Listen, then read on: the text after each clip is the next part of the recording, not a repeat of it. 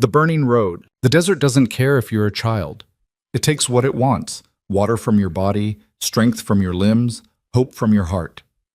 14-year-old Wren Calder learned that truth 3 days ago when the wagon master abandoned them on this scorched stretch of nothing. Now she stands in torn canvas shade, knife pressed to a stranger's chest, 6 younger children cowering behind her. The baby hasn't cried in hours. That's worse than screaming.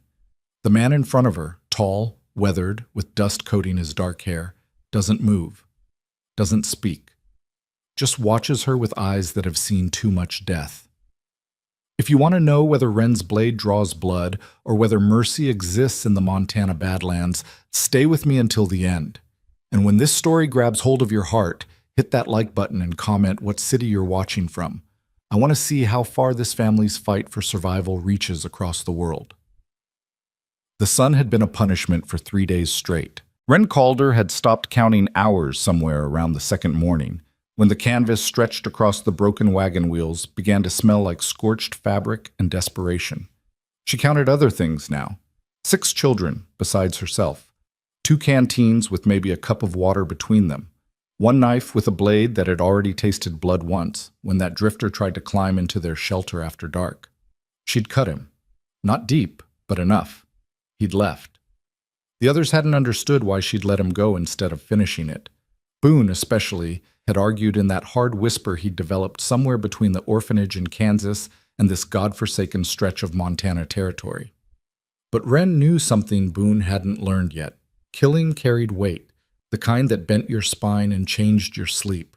She'd carry the burden when she had to, but not before. "Wren," Mara's voice cracked on the single syllable. "Poppy's not moving right." Wren turned from the gap in the canvas where she'd been watching the empty road.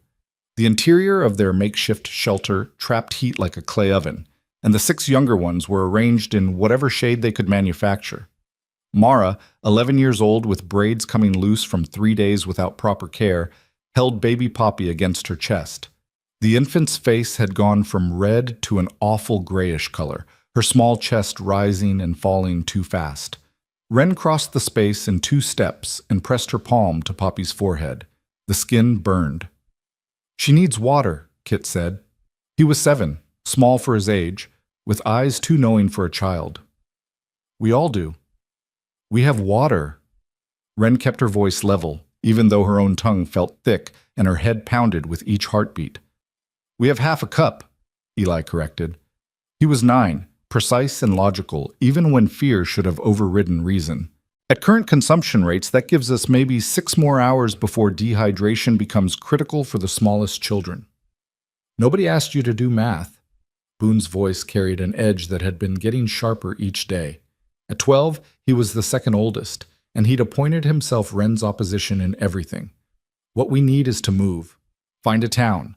Find water. Sitting here waiting is just dying slow." Wren met his eyes across the dim space. Boone's anger wasn't about her. She knew that. It was about the wagon master who'd taken their passage money and left them here when the axle broke. It was about the orphanage before that, and the father who'd sold him to it for drinking money. It was about a world that had taught him trust was for fools. She couldn't blame him for any of it. "We move. We die faster," Wren said. "You want to carry Poppy and Lena across open desert? They won't make it a mile." Lena, Mara's 8-year-old sister, hadn't spoken since the wagon master left. She sat in the corner, arms wrapped around her knees, rocking slightly. Whatever had broken in her when the adults abandoned them again hadn't healed yet. "So we just wait for someone to find us?" Boone pushed to his feet, though the canvas ceiling forced him to hunch. "What if nobody comes? What if the next person who shows up is worse than the last one?" Wren touched the knife at her belt. "Then I'll handle it. You can't fight everyone. Watch me." The sound of hoofbeats cut through their argument like a blade through silk. Wren's hand went to her knife as she moved to the canvas gap. A single rider approached from the east, outlined against the brutal glare of afternoon sun. Man-shaped, but details lost in the heat shimmer rising from the packed earth road. "Everyone quiet," Wren whispered. "Mara, get Poppy to the back. Boone, if this goes wrong, you take the little ones and run north. There were cottonwoods that way, maybe a creek." I'm not leaving you. You will if I tell you to. She didn't look at him, kept her eyes on the approaching rider. Your job is them, not me. Understand? He didn't answer, but she heard him move to position himself between the younger children and the entrance. The rider drew close enough for details to emerge. Tall man on a dun-colored horse, broad-brimmed hat shadowing his face. Clothes dusty but well-made. No visible weapons, but that meant nothing. Men who knew violence didn't always advertise it. He stopped 30 feet from their shelter, didn't dismount. For a long moment, he just sat there, still as the heat-stunned air around them. Then he spoke, and his voice carried clear and low. You're the children from the broken wagon. Not a question. Ren's fingers tightened on her knife handle. Keep riding. You need water. Still not a question.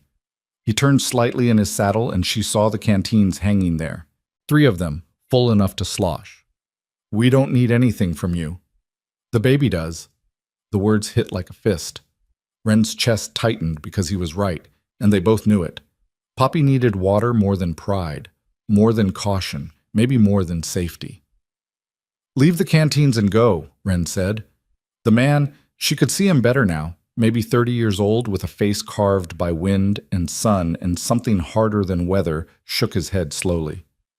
Can't do that. I've got a knife, and I know how to use it. I believe you.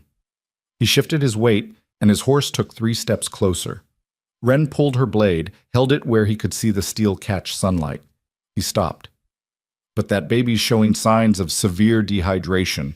She needs water, shade, and probably a doctor. You're at least 8 miles from anything resembling a town. You think you can carry her that far in this heat? We'll manage. No, he said, quiet and certain. You won't. Ren wanted to argue, wanted to throw his truth back in his face, but Poppy's gray skin and shallow breathing made a liar of her pride. She stood there, knife raised, while the arithmetic of survival calculated itself behind her eyes. The man seemed to read the moment. He dismounted slowly, hands visible, movements telegraphed. My name's Rafe Mercer. I've got a ranch about 3 miles northwest. Good well, solid roof, enough space for all of you. Why would you help us? Something moved across his face, too quick to name. Because nobody helped me when I needed it, and I remember what that cost. Pretty words don't mean much. No, he agreed. They don't. He pulled one canteen from his saddle and held it out, arm extended, still 10 feet away. But water does, and I've got it. Question is whether your pride's worth more than that baby's life. The words were cruel because they were true. Ren's hand shook slightly on the knife handle. Behind her, she heard Poppy's rattling breath, heard Mara's soft crying, heard Boone's angry silence that said he knew exactly what choice she was about to make and hated every piece of it. You try anything, Ren said, voice hard as sun-baked clay, and I'll put this blade between your ribs. I don't care how big you are or what you think you're offering. Clear? Clear. Rafe took another step forward, canteen still extended. Though I should mention I'm not the one you need to convince. They are. He nodded toward the shelter. They're the ones who'll have to trust me enough to walk to my ranch. Ren took the canteen. Their fingers didn't touch, but she felt the weight of water transfer between them like a contract signed in liquid and desperation. She wanted to drink, wanted to pour the whole thing down her burning throat, but she turned and carried it to Mara instead. Small sips for Poppy, she said. Then everyone else gets one mouthful. Make it last. Mara's hands trembled as she tilted water to the baby's cracked lips. Poppy coughed, sputtered, but swallowed. The gray in her skin didn't change immediately, but her breathing steadied slightly. Ren returned to the entrance where Rafe stood, patient as stone. 3 miles? Northwest. There's shade most of the way if we follow the creek bed. And when we get there? Food. Water. Beds if you want them. Questions can wait until you're all hydrated and not half dead from heat. Boone appeared at Ren's shoulder, jaw set. What's to stop you from locking us in once we're there? Selling us off like the last bastard tried to do? Rafe looked at the boy for a long moment. Nothing, he said finally.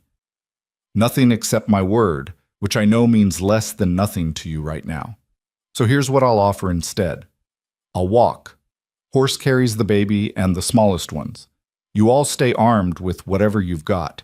First sign I'm not what I say, you run. I won't chase. Why walk? Eli asked, analytical even now. You could ride faster. Because trust moves at the speed of the slowest person, Rafe said. And right now, that's all of us. Wren studied his face, looking for the lie, the crack, the thing that would tell her this was another trap in a long line of traps that made up their lives. But his eyes were steady, and Poppy's breathing was still too shallow, and the sun wasn't going to get less brutal just because she wanted more time to decide. Everyone gather what you can carry, she said without looking away from Rafe. We walk together. Nobody falls behind. Wren, Boone started. I know. She finally turned to him. But we're out of choices that don't involve dying here. So we take the gamble. They assembled outside the canvas shelter like survivors of a shipwreck, blinking in the harsh light. 7 children between 14 and 10 months old, plus Rafe and his horse. Wren counted them automatically, the way she'd been counting them since the wagon master left. Boone, Mara, Eli, Lena, Kit, Poppy, all still breathing, all still hers to protect. Rafe lifted Poppy with careful hands, settled her in a sling he fashioned from his bedroll. Mara protested until Wren touched her shoulder. She needs to stay cool and still, Wren said quietly. You can walk beside her. They started northwest, and the sun tracked their progress like a predator watching prey. Rafe walked point, leading his horse with Poppy secured to the saddle. Wren took rear guard, knife still in her hand, eyes tracking Rafe's every movement. Between them, the other children struggled forward with the determination of those who'd survived worse than heat. The creek bed Rafe mentioned was dry, but its carved banks offered thin strips of shade. They stopped every quarter mile, passed around the second canteen Rafe offered, kept moving before muscles could stiffen or courage could fail. Kit stumbled on loose rock. Rafe caught him before Wren could move, steadied the boy with one hand while maintaining his grip on the horse's lead. Kit flinched from the touch but didn't pull away, too exhausted for proper fear. Easy, Rafe said. Watch the shale here. It shifts. I'm fine. Kit jerked free, pride damaged. I know you are. Rafe's voice carried no judgment. But the rocks don't care how tough you are. They'll roll either way. They walked on. Wren watched how Rafe moved, economical, aware, checking on Poppy every few minutes without making it obvious. He didn't talk much, didn't press for conversation or details, just led them forward with the certainty of someone who knew exactly where he was going. An hour into the walk, Lena fell. She went down hard on her knees, and the sound that came out of her was the first vocalization she'd made in 3 days, a small, wounded noise that cut through the heat-thick air. Mara dropped beside her sister immediately, hands fluttering over scraped knees. Lena, it's okay. You're okay. But Lena had started crying, and once the tears began, they didn't stop. Great hitching sobs that shook her small frame while Mara held her and Wren stood there feeling helpless because she didn't know how to fix whatever was broken inside that 8-year-old heart. Rafe stopped walking, turned, assessed the situation with those quiet eyes that seemed to see more than they should. We can rest here, he said. We need to keep moving. Wren hated how her voice shook. If we stop now, she needs to stop now. Rafe crouched near the sisters but didn't touch, gave them space. There's a rocky outcrop about 50 yards ahead, good shade. We'll take water, rest for 10 minutes. You said 3 miles. I did. We'll make it, but not if we break someone trying to force the pace. Wren wanted to argue, wanted to push forward on pure will and fury, but Lena's crying and Mara's desperate attempts to comfort her and the exhausted slump of Kit's shoulders made the decision for her. They rested in the shade of ancient stone, and Rafe pulled jerky from his saddlebag, distributed it with the same careful fairness he'd shown with water. The children ate like they'd been taught not to trust tomorrow's meals, fast and furtive, guarding their portions. Eli studied Rafe with open calculation. Why do you live alone out here? Eli, Wren started, but Rafe shook his head. It's a fair question. He chewed jerky, swallowed, considered his answer. I like the quiet, and the land doesn't ask questions I don't want to answer. That's not really an answer, Eli pressed. No, Rafe agreed. It's not. Boone snorted. See? He's hiding something. Everyone's hiding something, Rafe said mildly.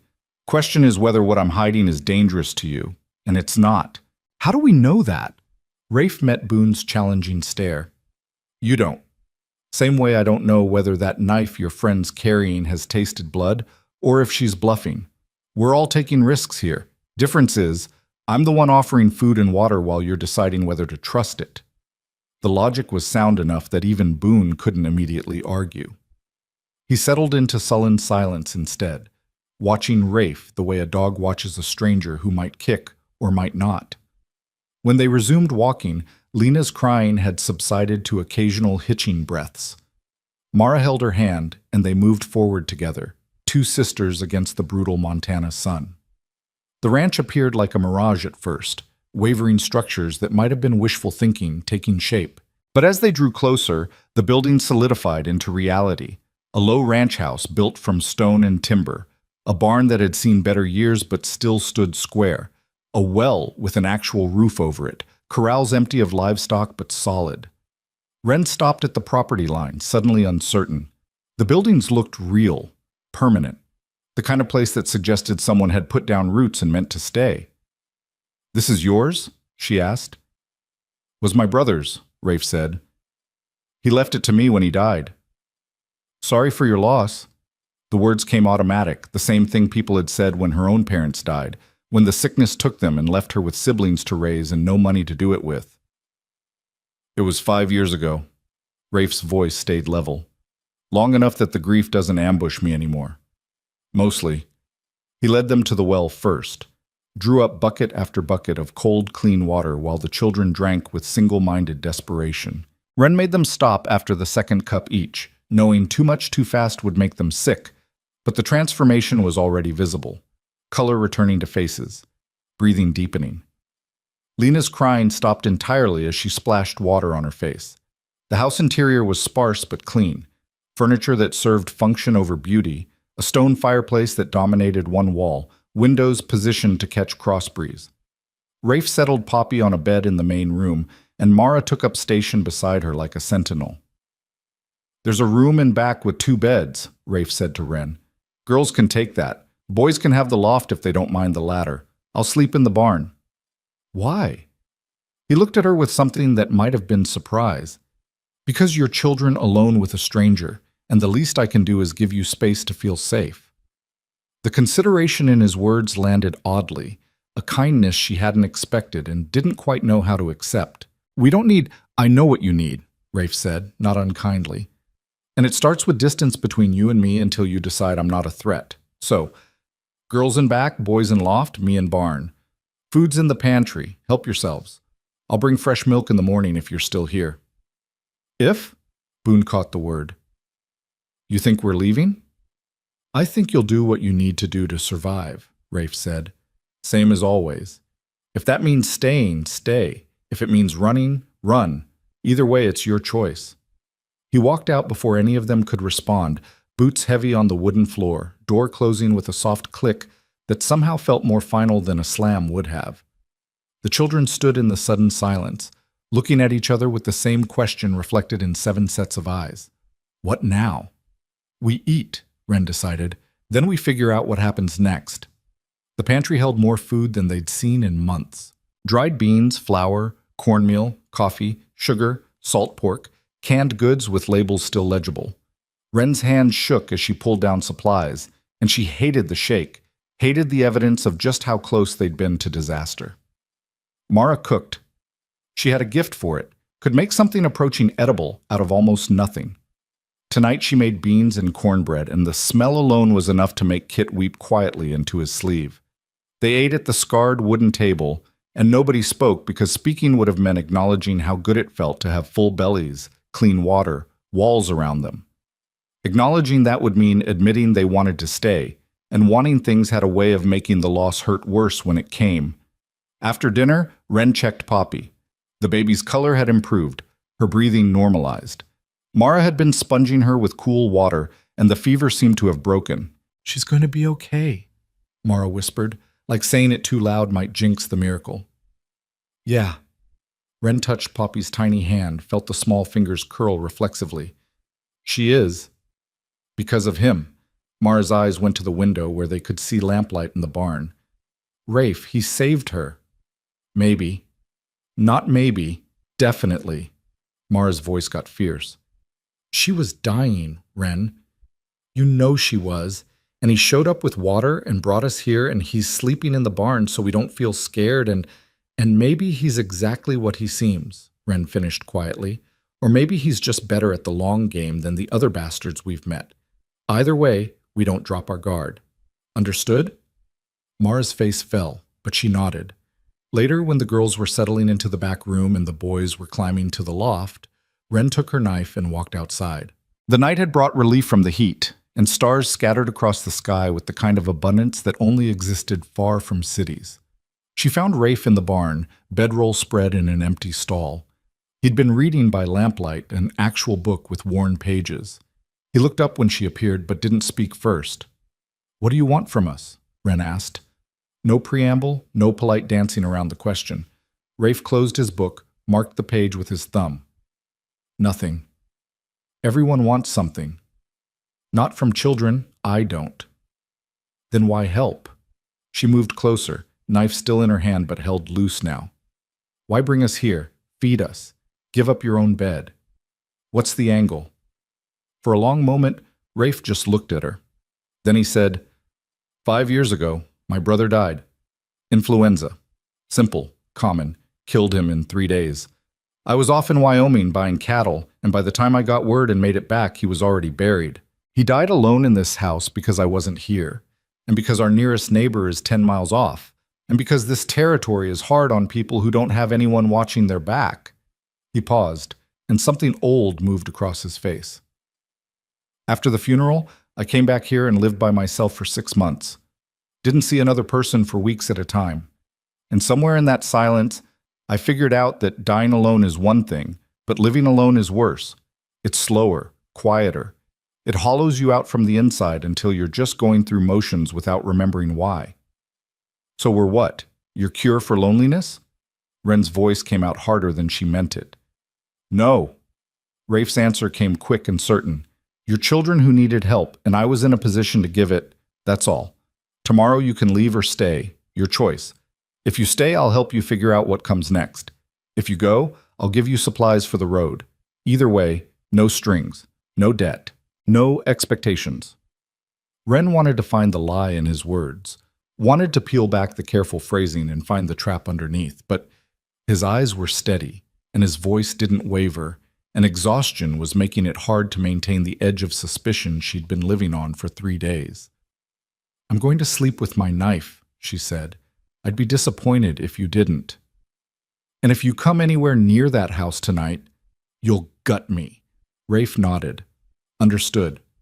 Though for what it's worth, I sleep like the dead and snore like a bear. Anyone within 50 feet will hear me coming. Despite herself, despite everything, Wren almost smiled. Almost. She walked back to the house, and this time when she climbed into the bed beside Lena and Mara, she let herself close her eyes. The knife stayed in her hand, but sleep came anyway, deep and dark and dreamless. In the barn, Rafe extinguished his lamp and settled into his bedroll. Through the open door, he could see the house where 7 children slept under a solid roof for the first time in days. He listened to the night sounds, wind through grass, horses shifting in the corral, the distant call of an owl hunting. Tomorrow would bring its own problems. Tomorrow, there would be questions about guardianship, about law, about what happened to children with no parents in a territory that barely had courts. Tomorrow he'd have to figure out how to help without overstepping, how to offer shelter without creating dependence. But tonight, the baby's breathing was steady, and the children were safe, and that was enough. He closed his eyes and slept, and for the first time in 5 years, the silence didn't feel quite so heavy.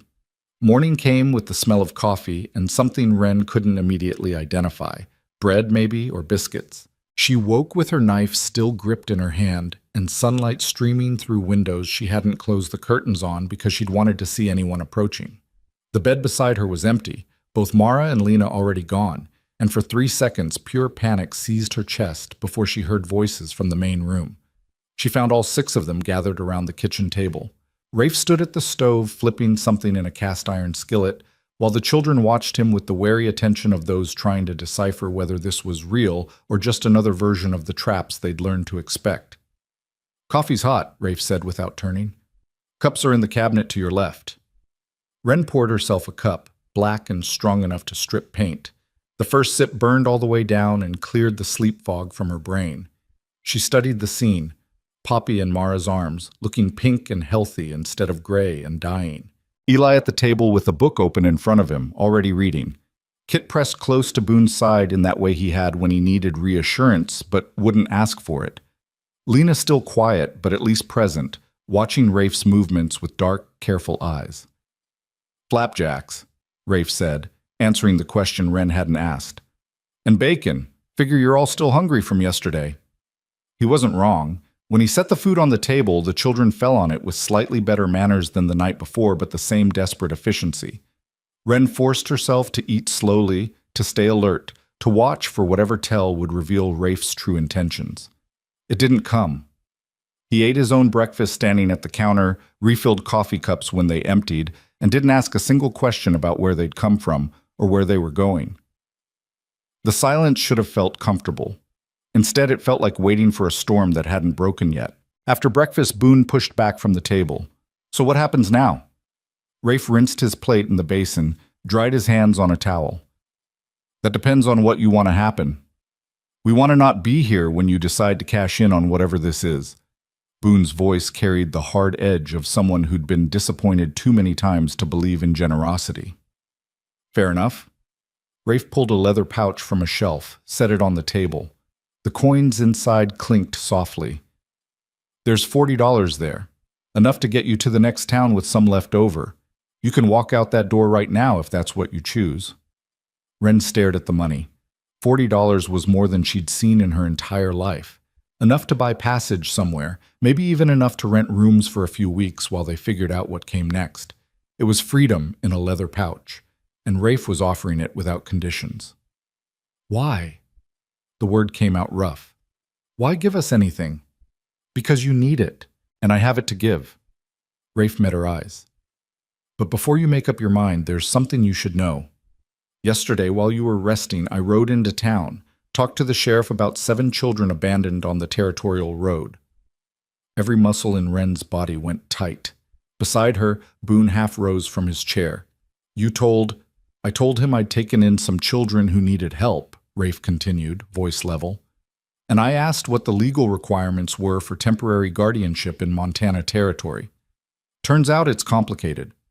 There's paperwork, and there's a judge who has to approve it, and there's a whole process that takes time." "You had no right," Wren started, but Rafe held up a hand.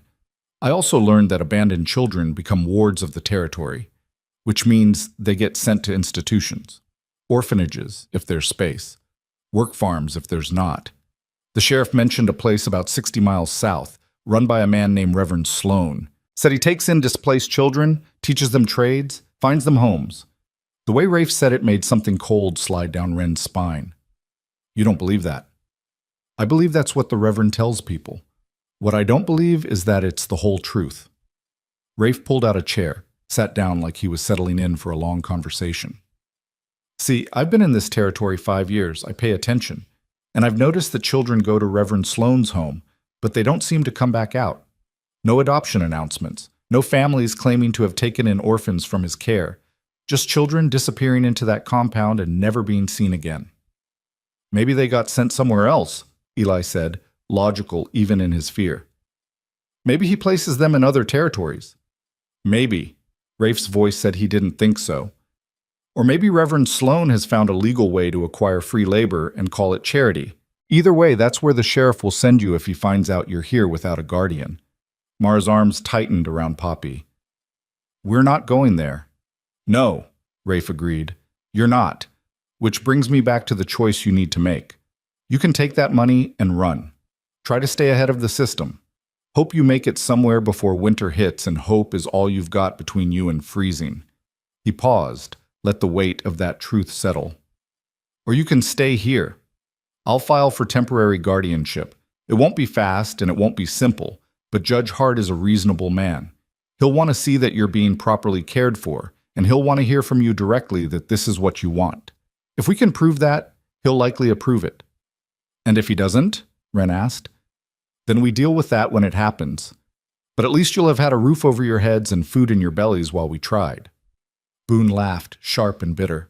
You expect us to believe you're just going to take care of 7 kids out of the goodness of your heart? Nobody does that. There's always a price. You're right, Rafe said, and the agreement seemed to surprise Boone more than an argument would have. There is a price. The price is I'll expect you to pull your weight. This is a working ranch. The cattle are out on summer range right now, but they'll need to be brought in come fall. There's repairs that need doing, fences that need mending, a garden that could feed us all if someone tends it. I can't do it alone, and I won't pretend I can. So we'd be working for you. Wren's voice went flat. Labor for room and board. You'd be working with me, Rafe corrected. There's a difference. I'm not going to stand over you with a whip. I'm not going to punish you for being children who don't know ranch work yet, but I will expect honest effort, and I will teach you what you need to know to survive out here. Because this territory doesn't care about your intentions or your past. It only cares whether you're strong enough and smart enough to make it through next winter. The children looked at each other, that silent communication Wren had seen develop over their weeks together. Mara's eyes said she wanted to stay, wanted the safety of walls and water, and someone who seemed to give a damn whether they lived or died. Eli's expression calculated odds and outcomes with the precision of an engineer designing a bridge. Kit leaned into Boone, needing his older brother's strength. Lena watched it all with those dark, quiet eyes that saw too much and said nothing. Boone's face was the hardest to read, pride and suspicion, warring with the exhausted hope of someone who'd been running too long.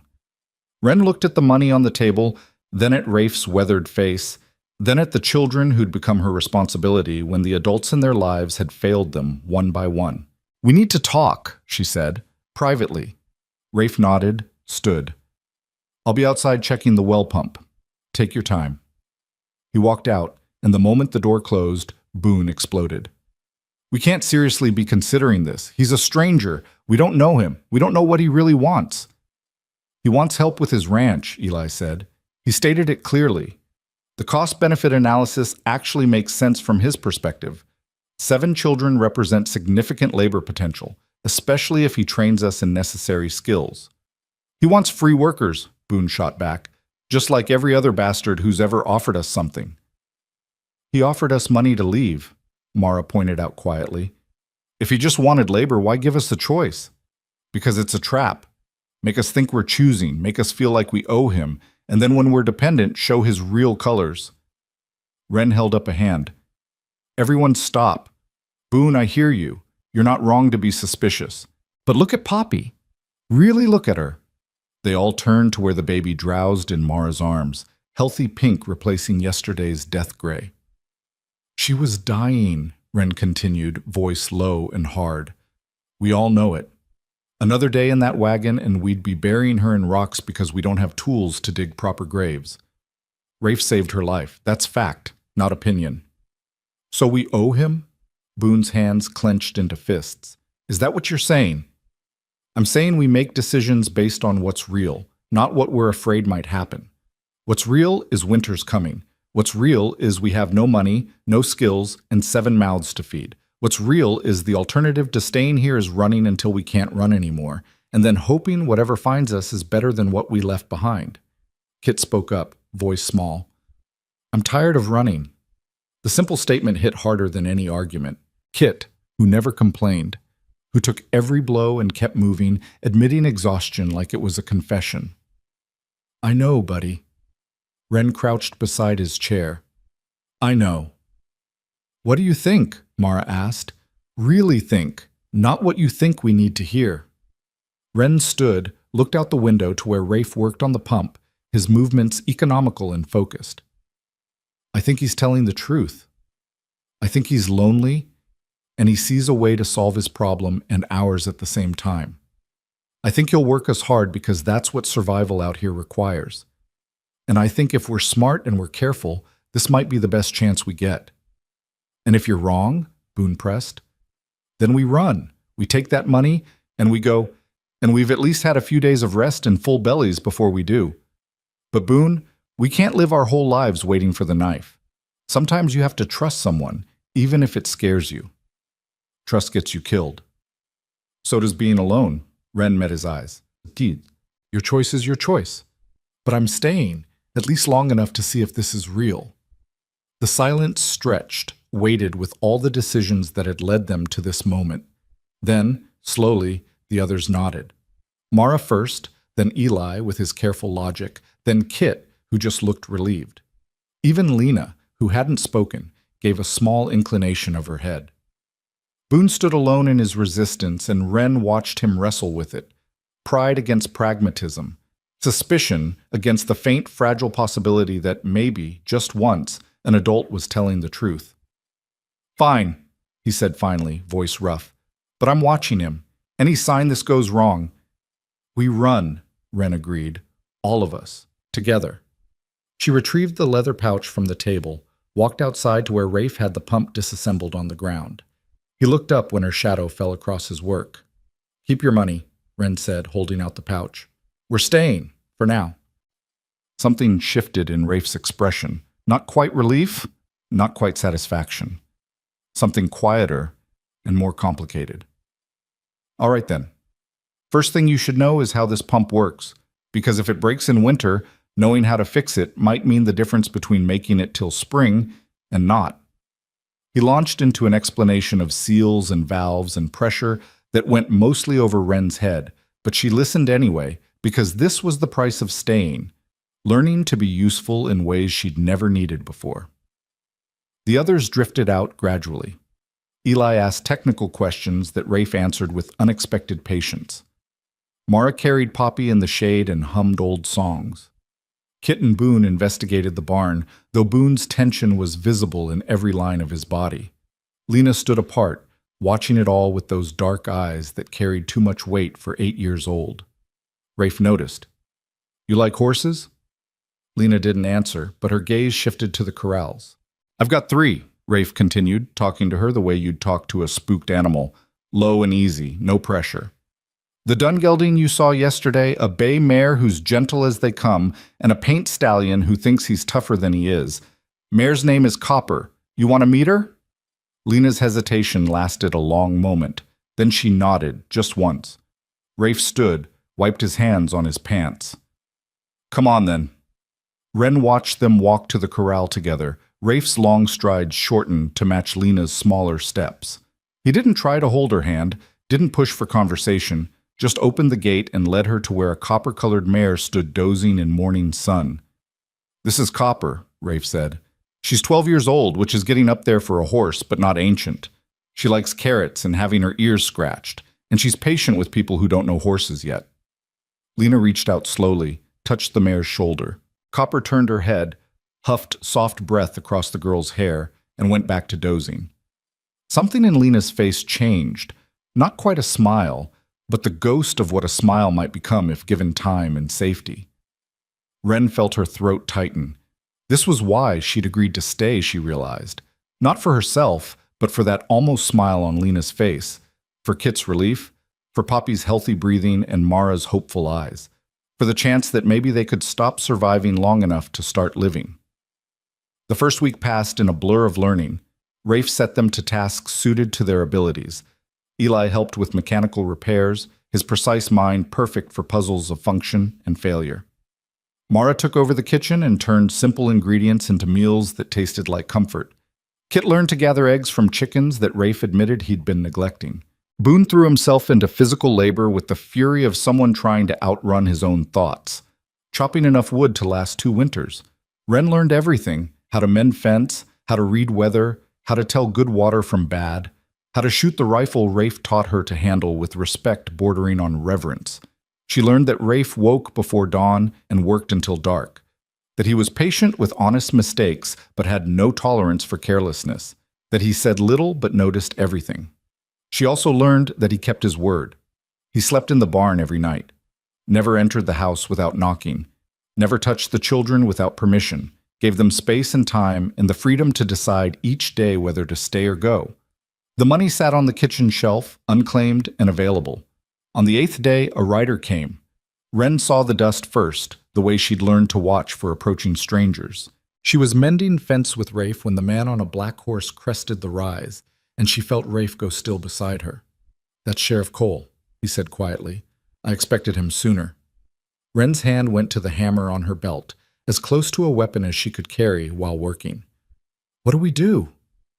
"We talk to him, answer his questions. Don't lie, but don't volunteer more than he asks. And Wren, stay calm. Running now would only confirm whatever suspicions brought him here." The sheriff was a thick man with gray at his temples and eyes that assessed everything. He dismounted in the yard, nodded to Rafe. "Mercer?" "Sheriff." "What brings you out?" "Heard you've taken in some children. Wanted to see for myself that everything's appropriate." His gaze found Wren, took in her work-rough clothes, the hammer in her hand, the wariness in her stance. "You one of them?" "Yes, sir." Wren kept her voice level. "How old are you?" 14. "Where are your parents?" "Dead. Influenza, 2 years back." The sheriff's expression didn't change. "And the others?" "How many of you are there?" 7 total. Me, my 2 brothers, 2 sets of sisters, and a baby. That's a lot of children for one man to take responsibility for. The sheriff's attention shifted to Rafe. "What's your interest here, Mercer?" "They needed help. I was in a position to provide it." "Just out of the goodness of your heart? Is there another reason I should need?" Rafe's voice stayed even, but Wren heard steel underneath. "Territory's hard on children alone. Harder when winter comes. Seemed like the right thing to do. The right thing would be to notify proper authorities. Let the territorial system handle placement." "You mean send them to Reverend Sloane's home?" Something flickered in the sheriff's eyes. "The Reverend runs a respectable operation." "I'm sure he does." Rafe's tone suggested he believed nothing of the kind. "But these children are settled here. They're fed, clothed, learning useful skills. Seems to me that's exactly what the system would want for them." "What the system wants is proper oversight, legal guardianship, documentation." "I filed the paperwork with Judge Hart 3 days ago. He's reviewing it." The sheriff's jaw tightened. "You should have contacted me first." "Why?" The question came quiet and dangerous. "So you could pull them out of a safe situation and send them to a man I don't trust? No thank you, Sheriff. I'll take my chances with the judge." For a long moment, the 2 men stared at each other, and Wren understood she was watching something that had nothing to do with law and everything to do with power and the ways it got exercised in places far from official oversight.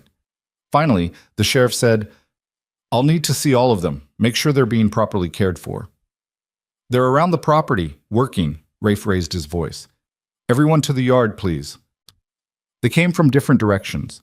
Eli from the barn where he'd been organizing tools, Mara from the house with Poppy on her hip, Boone from the woodpile with an axe still in his hand, Kit from the chicken coop with eggs in a basket, Lena from the corral where she'd been spending every free moment with Copper. The sheriff studied each of them with a lawman's eye for details. Wren knew what he saw, children who looked fed, clean, occupied, not pampered, but not abused, working hard, but not worked to death. "Any of you being mistreated?" the sheriff asked. "Speak up now if you are." Silence. Then Mara said, "He's teaching me to make real bread, with yeast and everything." "He's teaching me about gear ratios," Eli added, "and mechanical advantage." Kit just held up his basket of eggs, proud offering that needed no words. Boone said nothing, but he didn't contradict the others either. The sheriff's gaze landed on Lena, who stood slightly apart. "What about you, child? You being treated well?" Lena looked at Rafe, then at Wren, then back to the sheriff. And in a voice rusty from disuse but clear enough to hear, she said, "He lets me see the horses." The words hung in the air, precious because they were the first she'd spoken in over a week, valuable because they were true. Rafe's expression didn't change, but Wren saw his throat work like he was swallowing something too big for words. The sheriff heard it too, the weight of that simple statement. "All right then, but I'll be checking back, regular-like. And if I hear anything that suggests these children aren't being properly cared for, you'll do your duty," Rafe finished. "As you should. I wouldn't expect anything less." The sheriff mounted his horse, looked down at them all. "Judge Hart will want to interview each of you separately. Make sure this arrangement is voluntary, you understand?" Seven heads nodded. And you, he said to Rafe, you make sure those children get to town when the judge summons them. No excuses, no delays. On my word. They watched the sheriff ride away, and when the dust settled, Boone turned to Rafe. He'll be back. Yes. And next time he might bring Reverend Sloane. Possibly. So what do we do? Rafe looked at the 7 children standing in his yard, tools in their hands, dirt on their clothes, guarded hope in their eyes. We keep doing what we're doing. We work. We learn. We prove that this arrangement benefits everyone involved. And when Judge Hart calls for us, we tell him the truth. What if the truth isn't enough? Wren asked. Then we deal with that when it happens. But I've learned one thing in 5 years alone on this ranch. Worrying about tomorrow's storms while today's sun is shining is a good way to miss the chance to get the hay in while you can. It was practical wisdom that made sense, but Wren saw the calculation behind Boone's eyes, saw him measuring escape routes, counting supplies, planning for the day when running would be the only option left. She didn't blame him. She was doing the same math. That night, after dinner, after the dishes were washed and the children had settled into their respective spaces, Wren found Rafe in the barn again. He was working on leather, repairing a bridle with the focused attention he brought to all tasks. "What aren't you telling us?" she asked without preamble. Rafe's hand stilled on the leather. "What makes you think I'm not telling you something?" "Because the sheriff was barely civil to you. Because you filed guardianship papers without mentioning it until he showed up. Because there's something about Reverend Sloane that makes your voice go cold." She moved closer. "If we're going to stay here, if we're going to trust you, we deserve the whole truth." Rafe set down the bridle, looked at her with those quiet eyes that had seen too much. "Reverend Sloane came to this territory 6 years ago, set up his children's home with donations and moral authority. Says he's saving orphans, teaching them godly ways and honest labor. But children go in and don't come out. Not to families, not to apprenticeships, not anywhere that can be verified. And the few people who've asked questions have had accidents, house fires, riding accidents. One man drowned in a river he'd crossed 100 times before." Wren's blood went cold. "You're saying..." "I'm saying I have suspicions, but no proof. I'm saying the sheriff either doesn't see what I see or chooses not to look too close. I'm saying if Sloane gets hold of you 7, I don't know what would happen, but I don't think it would be good." "Then why bring us here? Why paint a target on yourself?" Rafe picked up the bridle again, ran his thumb over the stitching. "Because my brother died alone while I was off chasing profit instead of staying where I was needed. Because I spent 6 months wishing I could go back and make different choices. Because when I saw you standing in that wagon with a knife in your hand and 6 children behind you, I saw a chance to make at least one choice I wouldn't regret." The honesty in his voice stripped away Wren's last defenses. "We might get you killed." "We're all dying," Rafe said. "Question is what we do with the time between now and then. I'd rather spend it fighting for something that matters than hiding from everything that scares me." Wren stood there in the lamplit barn, breathing in the smell of leather and hay and honest sweat, and made a decision that would change all their lives. "Then we fight," she said. "Together." Rafe looked up, and for the first time since she'd met him, something like a smile touched his weathered face. "Together." The summons came 3 weeks later, delivered by a clerk who barely looked old enough to shave. Judge Hart wanted to see them all in his chambers on Thursday morning, 10 o'clock sharp, and the paper he handed Rafe had enough official seals on it to make the whole thing feel like walking toward a gallows with legal paperwork. Wren watched Rafe read the document twice, his face giving nothing away. When he looked up, his eyes found hers first. "Thursday. That's 2 days from now." "We'll be ready," she said, though she had no idea what ready meant in this context. "The judge will want to speak to each of you separately. He'll ask about living conditions, treatment, whether you feel safe here. Answer honestly, but understand that honesty can be used against us if someone wants to twist it that way." Boone, who'd been listening from the doorway, crossed his arms. "So we lie?" "No." Rafe's voice went hard. "You tell the truth, but you think about how you tell it. There's a difference between saying Rafe works us hard and saying Rafe teaches us skills we need to survive. Both are true. One makes me sound like a taskmaster, the other like a teacher." "That's still manipulation," Eli pointed out. "It's strategy," Rafe corrected. And it's what you'll need to understand if you want to make it in a world where words matter as much as actions. The judge is a fair man, but he's also a man who has to answer to the territorial government and the people who fund institutions like Reverend Sloan's. He'll be looking for reasons to either approve this arrangement or shut it down. You help him see what he needs to see. That night, Wren gathered the children in the main room after dinner. Rafe had made himself scarce, understanding that some conversations needed to happen without adult oversight, even adult oversight that was trying to help. "We need to be smart about this," she said without preamble. "The judge is going to ask questions, and our answers matter." So we rehearse. Mara held Poppy against her shoulder, the baby drowsy and milk drunk. "Practice what to say?" "Not rehearse. That'll sound fake. But we talk about the truth and how to say it so people hear what actually matters."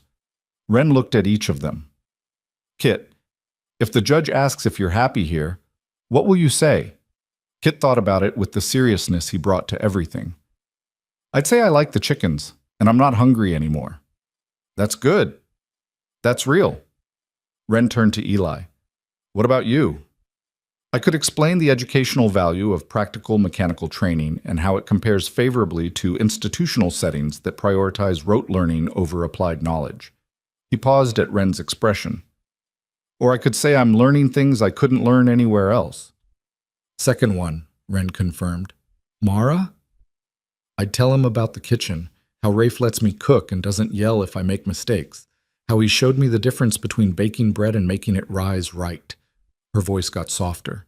"How he sits with Poppy sometimes when I need to do things, and he's gentle with her even though he doesn't have to be." Lena, who'd been sitting quiet in the corner with her knees drawn up, spoke without being asked. "I tell him about copper." The simple statement carried weight because Lena still spoke so rarely, each word a gift she gave deliberately. Wren nodded. "The judge will like that. It shows you're not afraid here." "What about me?" Boone's challenge came sharp. "What should I say? That I still don't trust any of this? That I watch the door every night expecting Rafe to show his real face? That would be honest. It would also guarantee we get split up and sent to Sloan's facility." Wren met his anger with steady calm. "I'm not asking you to lie about how you feel. I'm asking you to think about what serves us and what doesn't. You want to protect everyone here? Then help me keep us together." Boone's jaw worked, pride and pragmatism at war across his face. Finally he said, "I'll tell the judge that Rafe keeps his word, that he said he'd teach us to survive out here, and he's doing it. That's true enough." "It's more than true. It's what matters." Wren stood, paced to the window where she could see lamplight in the barn. "We're not a normal family. The judge knows that. But we can show him we're a real one, that we chose this, that we're better off here than anywhere else the territory might send us. And if he doesn't see it that way," Kit's voice carried the fear he usually kept buried, "then we deal with it." Wren forced confidence into her voice. "But we're not beaten until we stop fighting. Understood?" 7 heads nodded, though the worry didn't leave their eyes. Thursday morning arrived wrapped in gray clouds that threatened rain. Rafe hitched the wagon before dawn, and they loaded in with the careful silence of soldiers preparing for battle. The ride to town took 2 hours over rutted roads, and nobody spoke much beyond practical necessities. The town of Bridger Creek wasn't large, maybe 300 people when you counted the outlying ranches. Main Street held the essentials: general store, saloon, blacksmith, hotel, and at the end, a square building that served as both courthouse and land office. Judge Hart's chambers occupied the second floor, accessible by an external staircase that felt like climbing toward judgment. They waited in a narrow hallway that smelled of old paper and furniture polish. Wren counted the windows, 3, all facing the street, and marked the exits the way she'd learned to do in every new place. Boone stood against the wall, arms crossed, radiating tension. Mara kept Poppy quiet with soft humming. Eli read the notices posted on a board, probably memorizing every word. Kit pressed close to Wren's side. Lena sat on the floor in the corner, arms around her knees. Rafe stood separate, giving them space while staying close enough to matter. A door opened, and a woman with steel gray hair and a dress buttoned to her throat looked out. "Wren called her?" Wren's stomach dropped, but she kept her face neutral. "That's me. Judge Hart will see you first." She followed the woman into chambers that felt more like a library than a courtroom. Books lined 3 walls, and a massive desk dominated the space between them. Behind it sat a man in his 50s with a lined face and eyes that looked like they'd seen every variation of human nature and weren't impressed by most of it. "Miss Calder," he gestured to a chair. "Please, sit." Wren sat, spine straight, hands folded in her lap the way her mother had taught her when she was small and the world still made sense. Judge Hart studied her for a long moment. "You're 14 years old, responsible for 6 younger children, and you've chosen to place yourself under the guardianship of a man you've known for less than a month. Does that about sum it up?" "Yes, sir." "Help me understand why." Wren had rehearsed this moment in her head 100 times, but now that it was here, all the careful words disappeared. What came out was raw truth. "Because we were dying in that wagon, and he saved us. Because he keeps his word. Because in 3 weeks he's taught us more about surviving than anyone else ever bothered to. And because the alternative is getting sent to Reverend Sloane's home, and Rafe doesn't trust that place." "Rafe told you that?" "Yes, sir. He said children go in but don't come back out to families. He said he has suspicions but no proof." Judge Hart's expression didn't change, but something shifted in his eyes. "And you believe him?" "I believe he believes it. And I trust his judgment more than I trust a system that abandoned us on a broken wagon in the middle of nowhere." "The system didn't abandon you. A criminal did. The system hired that criminal as a wagon master. The system took our passage money and put us in his care. The system failed us, sir, with all respect." Wren leaned forward slightly. "Rafe Mercer found us by accident and helped us by choice. That's more than the system's done." The judge leaned back in his chair, fingers steepled. "You're angry. I'm practical. There's a difference. Tell me about the living arrangements. Where do you sleep?" "The girls have a room in back of the house. 2 beds, clean linens, windows that lock from inside. The boys have the loft. Also clean, also secure. And Mr. Mercer sleeps in the barn, has from the first night. Won't come in the house without knocking, won't touch any of us without permission, gives us space to feel safe. But that's unusual behavior for a man claiming guardianship. It's respectful behavior from a man who understands we've got reasons not to trust adults." Wren held his gaze. "He's earning our trust instead of demanding it. That makes him different than most people we've met." Judge Hart made a note on the paper in front of him. "What does a typical day look like?" Wren walked him through it. Morning chores, lessons both practical and academic, because Rafe had books and insisted they keep reading. Afternoon work on whatever the ranch required. Evenings for dinner and quiet. She described Eli's fascination with mechanical systems, Mara's growing skill in the kitchen, Kit's careful tending of the chickens, Lena's slow emergence from silence through her connection with the horses. "And Boone?" the judge asked. "The second oldest. How is he adjusting?" "Boone doesn't trust easy, and he shouldn't. Life hasn't given him reasons to. But he works harder than anyone, and he hasn't tried to run, which tells me something." "What does it tell you?" "That maybe he's starting to believe this might be real." The judge made more notes, and Wren sat there wondering if she'd said too much or not enough, if honesty was helping or damning them. Finally, Judge Hart looked up. "I'm going to ask you a question, Miss Calder, and I want you to think carefully before you answer. If I were to tell you right now that this guardianship won't be approved, that you and the other children will be placed in Reverend Sloane's home, what would you do?" Wren didn't hesitate. "I'd take the children and run. Tonight. We'd be gone before morning. Even though running would make you fugitives? Even though it would make your lives infinitely harder?" "Even though," she met his eyes. "Because I promised to keep them safe, and I keep my promises, sir." Something that might have been respect crossed the judge's face. "Thank you for your honesty, Miss Calder. You can send in the next child." Wren stood, legs steadier than she expected. At the door, she paused. "Judge Hart? Rafe Mercer is a good man trying to do right by children nobody else wanted. I hope that matters to you." "It does," he said quietly. "More than you know." The interviews took 3 hours. Each child went in alone, came out silent, and wouldn't talk about what was asked until they were all finished. Through the window, Wren watched storm clouds gather, turning afternoon to premature dusk. When Lena emerged last, they all looked to Rafe. He'd been called in after the children, but before whatever final deliberation the judge required. His face gave nothing away. "Now we wait," was all he said. They waited in the wagon while rain started, light at first and then heavy enough to drum on the canvas cover Rafe had stretched overhead. The street emptied as people sought shelter, and the only sound was water and worry. The gray-haired woman appeared in the courthouse doorway, beckoned. They climbed out into the rain and back up those stairs that felt even more like judgment when wet. Judge Hart stood by his window, hands clasped behind his back. He didn't turn when they entered, just spoke to the rain-streaked glass. "I've been a territorial judge for 16 years. In that time, I've made decisions about hundreds of children, orphans, abandoned, seized from unfit parents. I've sent them to institutions, to foster families, to relatives who didn't want them, but took them anyway out of obligation." He turned, and his face looked older than it had 3 hours ago. "I've made mistakes, sent children to places that looked proper on paper but weren't, trusted people who presented well but had dark hearts. The law tries to protect the vulnerable, but it's a blunt instrument in delicate situations." Wren's chest tightened.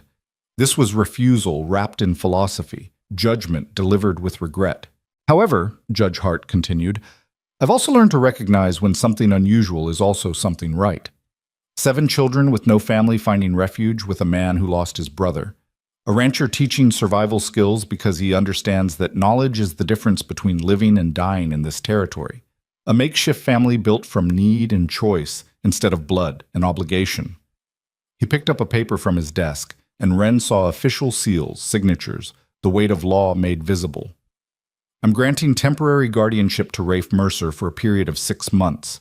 During that time, Sheriff Cole will make monthly visits to ensure proper care. At the end of 6 months, we'll reassess. If conditions remain acceptable, I'll make it permanent." The relief hit so hard Wren's knees went weak. Beside her, Mara made a sound between a laugh and a sob. Kit grabbed Boone's hand. Eli's precise face cracked into something approaching a smile. Lena's eyes went bright with tears she didn't shed. "Thank you," Rafe said, voice rough. "We won't disappoint you." "See that you don't." Judge Hart's expression hardened slightly. "And Mr. Mercer? I want you to understand something. This decision will not be popular. Reverend Sloan has friends in the territorial government. He provides a service the territory values, and he doesn't appreciate interference with what he considers his domain." "I understand. I'm not sure you do. The Reverend is a man who believes his work is godly and his methods beyond reproach. He doesn't take challenges well." Judge Hart handed the papers to Rafe. "Keep these children safe. Keep them together. And if you need help, you send word immediately. I may be the law, but I can't protect you if I don't know you're in danger." The warning settled cold in Wren's stomach. They'd won this battle, but the judge's words made it clear the war wasn't over. They left the courthouse as rain turned to downpour, and by the time they reached the wagon, they were all soaked through. Nobody cared. They climbed in and huddled under the canvas while Rafe drove through weather that turned the road to mud and made the horses work twice as hard. Halfway home, Boone spoke for the first time since the judgment. "Sloan's gonna come for us, isn't he?" Rafe didn't lie. "Probably." "When?"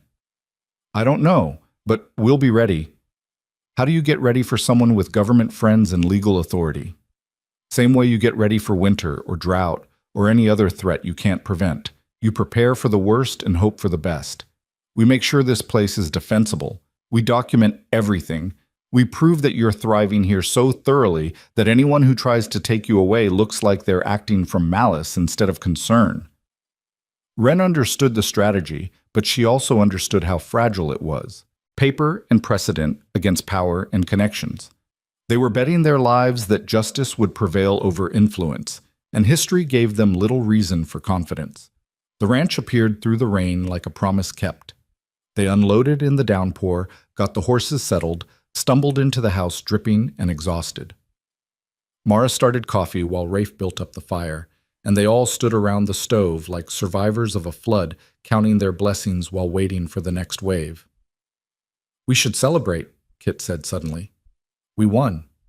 Shouldn't we celebrate?" Rafe looked at the boy, then at the others, then at the guardianship papers drying on the table. "Yeah, he said slowly. Yeah, we should. Mara made cornbread and beans, which was what she always made, but somehow tasted better tonight. They ate at the table, all of them together for the first time, including Rafe, who'd been taking his meals in the barn to give them space. It felt strange having him there, formal somehow, but also right in a way that was hard to name. After dinner, Eli asked the question they'd all been thinking. What happens if Reverend Sloane does come? What do we do? We stand our ground, Rafe said. We have law on our side now. Judge Hart granted guardianship. That means something. It means something until someone with more power decides it doesn't, Boone countered. Then we make sure they can't. Rafe's voice carried an edge Wren hadn't heard before. Tomorrow, we start documenting everything. Wren, you're good with words. You keep a journal of daily activities, lessons, progress. Eli, you inventory supplies and improvements. Mara, you track meals and nutrition. We create a record so detailed that anyone who questions this arrangement has to answer to facts, not assumptions. And if that's not enough, Wren pressed. Rafe met her eyes across the table. Then we fight. Whatever way we have to. That night, Wren lay awake listening to Mara and Lena breathe in the darkness. Through the window, she could see lamplight still burning in the barn, and she wondered if Rafe was sleeping or planning or just sitting with the weight of 7 children's lives now legally his responsibility. She must have dozed eventually because she woke to commotion. Horses in the yard, voices, the sound of Rafe's boots hitting wood as he came out of the barn. Wren grabbed her knife and moved to the window. Dawn was breaking gray and reluctant, and in the half-light she counted 5 riders. They sat their horses in a semicircle facing the barn, and even from a distance she recognized the attitude of men who'd come with purpose and weren't leaving without satisfaction. The one in front wore black, suit, hat, even his horse was dark as judgment. He had the kind of face that looked designed for certainty, all hard angles and no softness. When he spoke, his voice carried across the yard with the practiced projection of someone used to being heard. Rafe Mercer. I'm Reverend Josiah Sloane. I've come for the children. Wren's blood went cold. She turned from the window to find Boone already awake, already moving. Get everyone up, quietly. We might need to run. But even as she said it, she knew running wouldn't work, not with 5 men on horses against 7 children on foot. They were trapped, and Reverend Sloane knew it. Outside, Rafe stood in the barn doorway, and even from here, Wren could see the tension in his shoulders. The children are under my legal guardianship. Judge Hart signed the papers yesterday. I'm aware of the judge's decision. I'm also aware it was made under false pretenses and emotional manipulation. Sloane's voice stayed level, reasonable, the kind of calm that made disagreement seem irrational. You've taken advantage of vulnerable children, Mr. Mercer. Isolated them here, filled their heads with fears about the very institutions designed to help them. That ends today. I've done nothing but give them shelter and care. You've done what every predator does, created dependency, manufactured trust, positioned yourself as their only option. Sloane dismounted and the other 4 men followed his lead. I have a court order, signed by Territorial Administrator Walsh, authorizing the immediate transfer of these children to my care pending a full investigation into your suitability as guardian. Judge Hart has jurisdiction. Judge Hart is one man with limited authority. Administrator Walsh speaks for the territorial government. His word supersedes local judgment, particularly in matters involving child welfare. Sloane pulled a folded paper from his coat, held it up. This is legal and binding, Mr. Mercer. Resist, and you'll be arrested for obstruction and interference. The children will still come with me, but you'll be watching from a jail cell instead of your ranch. Wren saw the trap close like jaws around steel. Sloane had outmaneuvered them before they'd even known the game was being played. Legal authority from someone more powerful than Judge Hart. Men with badges to enforce it. A moral high ground built from lies but polished enough to look like truth. Rafe stood there, and Wren could see him calculating odds, weighing options, looking for the move that would save them. But there wasn't one. Not that she could see. Not that anyone could. I want to see that order, Rafe said finally. Sloane smiled, thin and cold. Of course, though I should warn you, legal challenges will take months. Months during which the children will remain in my care while the territorial government conducts its investigation. Months during which they'll be learning discipline, faith, and proper respect for authority. Boo! He walked forward, paper in hand, and behind him the four men fanned out like they'd practiced the formation. Everything about the moment felt rehearsed, professional, the execution of a plan that had been refined through repetition. Wren made a decision. She grabbed the knife from under her pillow, pulled on boots, and headed for the door. Behind her, Boone hissed, "Wren, don't!" But she was already outside, moving across the yard toward where Rafe and Sloane stood 10 feet apart. The Reverend's men turned toward her, hands going to weapons they wore openly, and Wren understood with cold clarity that these weren't missionaries or teachers. They were enforcers. "Miss Calder, I presume." Sloane's attention fixed on her with the focus of a hawk spotting prey. "The oldest. The one who appointed herself mother to this orphaned brood. I've read Sheriff Cole's report. Quite remarkable, really, how much responsibility you've taken on. Too much responsibility for a child. You should be in school, learning, growing, not playing guardian to 6 younger children." "I'm not playing anything." Wren stopped beside Rafe, knife visible in her hand. "And we're not going with you." "I'm afraid you don't have a choice, child. The law gave us to Rafe yesterday. Judge Hart signed papers. That makes this kidnapping, not rescue." Sloane's smile didn't waver. "Judge Hart lacks the authority to override territorial administration. This order supersedes his decision. Now you can come willingly, or my men can assist you. Either way, you're leaving this ranch today." "No." The word came from behind Wren. She turned to see all of them. Mara with Poppy, Eli, Kit, Boone, even Lena, standing in a line between the house and the men who'd come to take them. 7 children against 5 armed adults, hopeless odds made defiant through sheer refusal to surrender. "Children?" Sloane's voice carried disappointed patience. "You've been deceived, mister. Mercer has made you fear the very help you need. My home provides education, spiritual guidance, honest work that builds character. You'll have structure, discipline, purpose. Everything a child requires to become a productive member of society." "We have that here," Eli said, precise even in fear. "We have education and work and purpose. What we don't have is whatever you're really offering." "And what do you imagine I'm offering?" "Free labor," Boone snarled. "We've heard about your home, Reverend. Kids go in, they don't come out. You can dress it up in pretty words, but we know what you are." Sloane's expression hardened, the kindly mask slipping enough to show something colder underneath. "You've been poisoned against honest charity. That's tragic, but it can be remedied. With time and proper guidance, you'll understand that your resistance comes from fear, not wisdom." He gestured to his men. "Bring them to the wagons, gently but firmly. We'll sort out their belongings later." The men moved forward, and Rafe stepped between them and the children. "You're not taking them." "Mr. Mercer, you're already facing charges of interference. Don't add assault to that list." "Then you'll have to go through me to get to them." For a long moment, everyone stood frozen in tableau. Rafe blocking access to the children, Sloane's men poised to act. The children themselves ready to run or fight or die, but refusing to go quietly.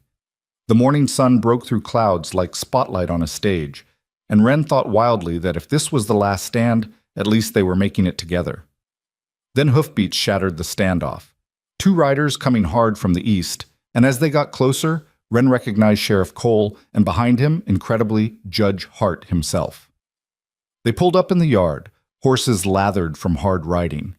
The judge dismounted with the stiff movements of someone unaccustomed to urgent travel but doing it anyway. "Reverend Sloane," his voice carried the weight of 16 years pronouncing judgment. "That order you're holding is invalid." Sloane's face went carefully neutral. "Judge Hart, I'm surprised to see you here. This matter falls under territorial administration. This matter falls under my jurisdiction as the presiding judge who granted guardianship yesterday. And that order from Administrator Walsh? I had Sheriff Cole ride to the territorial capital last night to verify it." He pulled his own paper from his coat. "Walsh never signed it. His signature is forged, which makes this attempted seizure not legal intervention, but criminal kidnapping." The words landed like stones in still water, ripples of implication spreading. Sloane's men looked at each other, uncertainty breaking their professional formation. Sloane himself stayed composed, But Wren saw calculation behind his eyes. That's impossible. I received this order through proper channels. You received a forgery through channels you control. Judge Hart's voice stayed level, but fury ran underneath like current in deep water. I don't know who signed that paper, Reverend, but it wasn't Walsh. I have a telegram from him confirming he issued no such order and wants to know who's using his authority without permission. This is clearly a misunderstanding. This is clearly an attempted kidnapping of children under legal protection. Sheriff Cole, arrest Reverend Sloan and his associates. Charges include forgery, attempted kidnapping, fraud, and interference with a lawful guardianship. The sheriff moved forward, and Sloan's composure finally cracked. You're making a mistake, Hart. I have friends in this territory, people who understand the value of the work I do. You can't. I can, and I am. Take him. What happened next moved fast. Sloan's men went for their weapons. The sheriff pulled his gun. Rafe shoved the children toward the house while stepping in front of them, and Wren grabbed Kit and Lena and hauled them backward as violence bloomed in the yard like brutal flowers. But before shots could be fired, Judge Hart's voice cracked like a whip. Stop, all of you, stop, or I'll add attempted murder to the charges. The men froze, caught between orders and self-preservation. The sheriff had his gun trained on the nearest one. Rafe had positioned himself as a human shield, and the judge stood in the middle, radiating the kind of authority that made even armed men reconsider their choices. You have two options, Hart said to Sloan's men. Surrender peacefully and cooperate with the investigation, or draw those weapons and guarantee yourselves a hanging. Choose. One by one, hands lifted away from guns. The fight went out of them as the arithmetic of consequences calculated itself behind their eyes. Sloan watched his operation collapse in real time, and the look on his face was pure fury wrapped in impotent rage. Sheriff Cole moved in with chains, and the sound of metal closing around wrists was the sweetest thing Wren had heard in her entire life.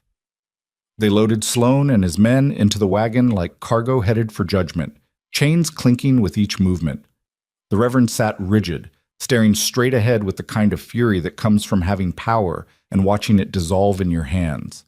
His men looked variously scared, resigned, or calculating their odds of escape before they reached a proper jail. Judge Hart stood in the yard after the wagon pulled away, and the silence that followed felt heavy as the clouds overhead. Wren realized she was still holding Kit's hand tight enough to hurt, and when she loosened her grip, the boy didn't let go. How did you know? Rafe asked finally, voice rough from adrenaline draining away. About the forgery. I didn't. Not at first. Hart pulled off his hat, ran a hand through gray hair.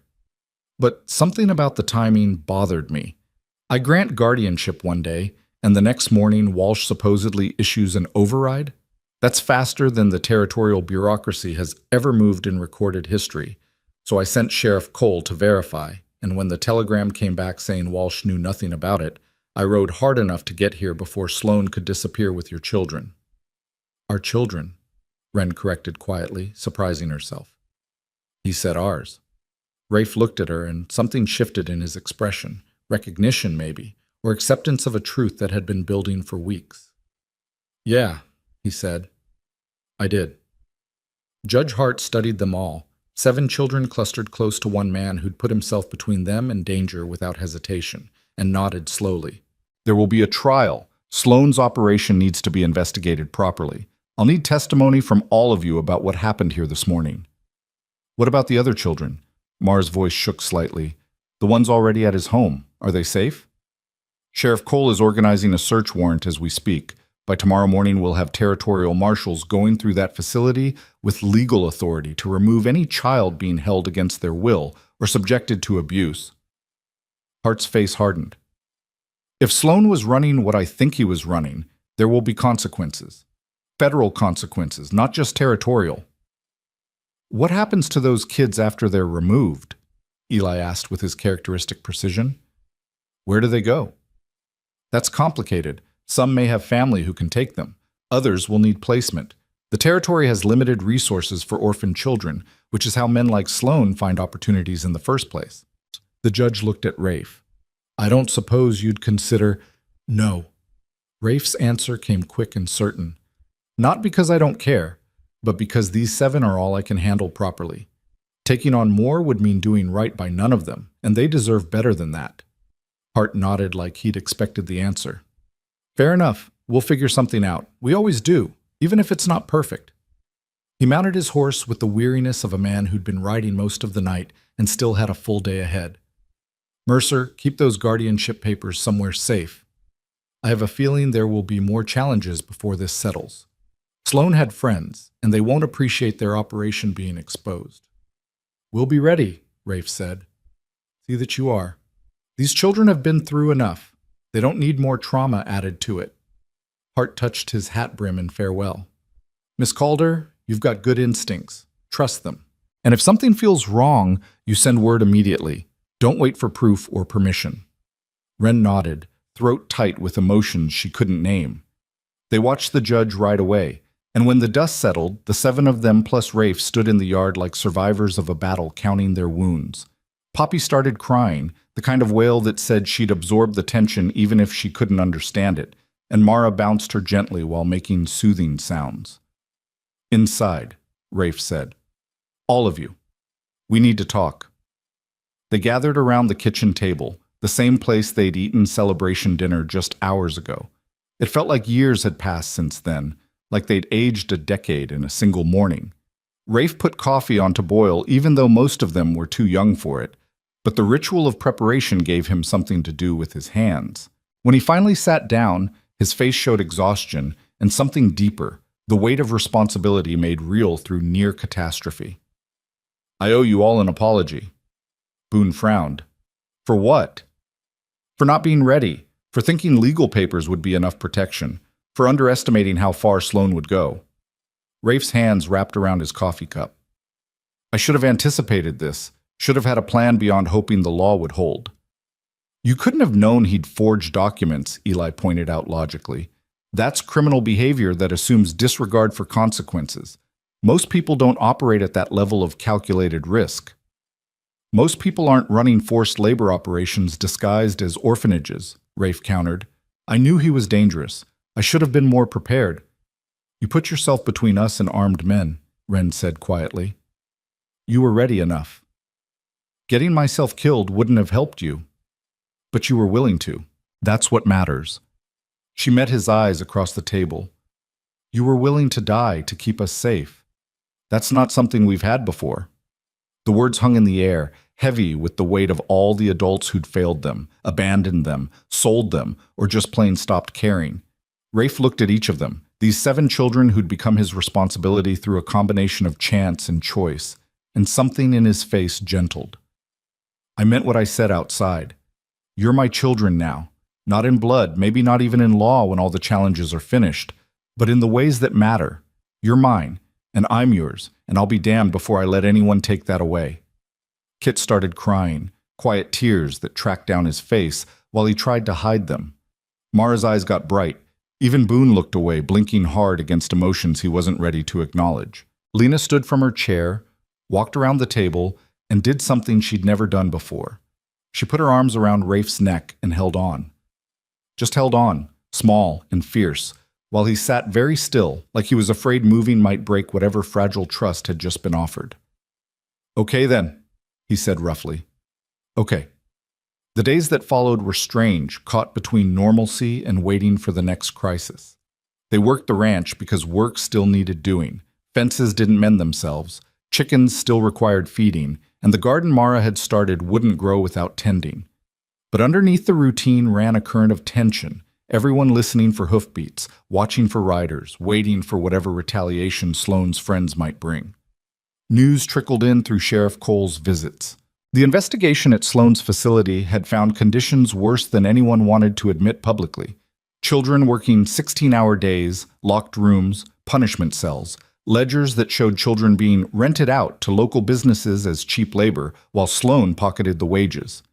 18 children ranging from 6 to 15, all of them malnourished, most bearing scars that spoke to systematic abuse.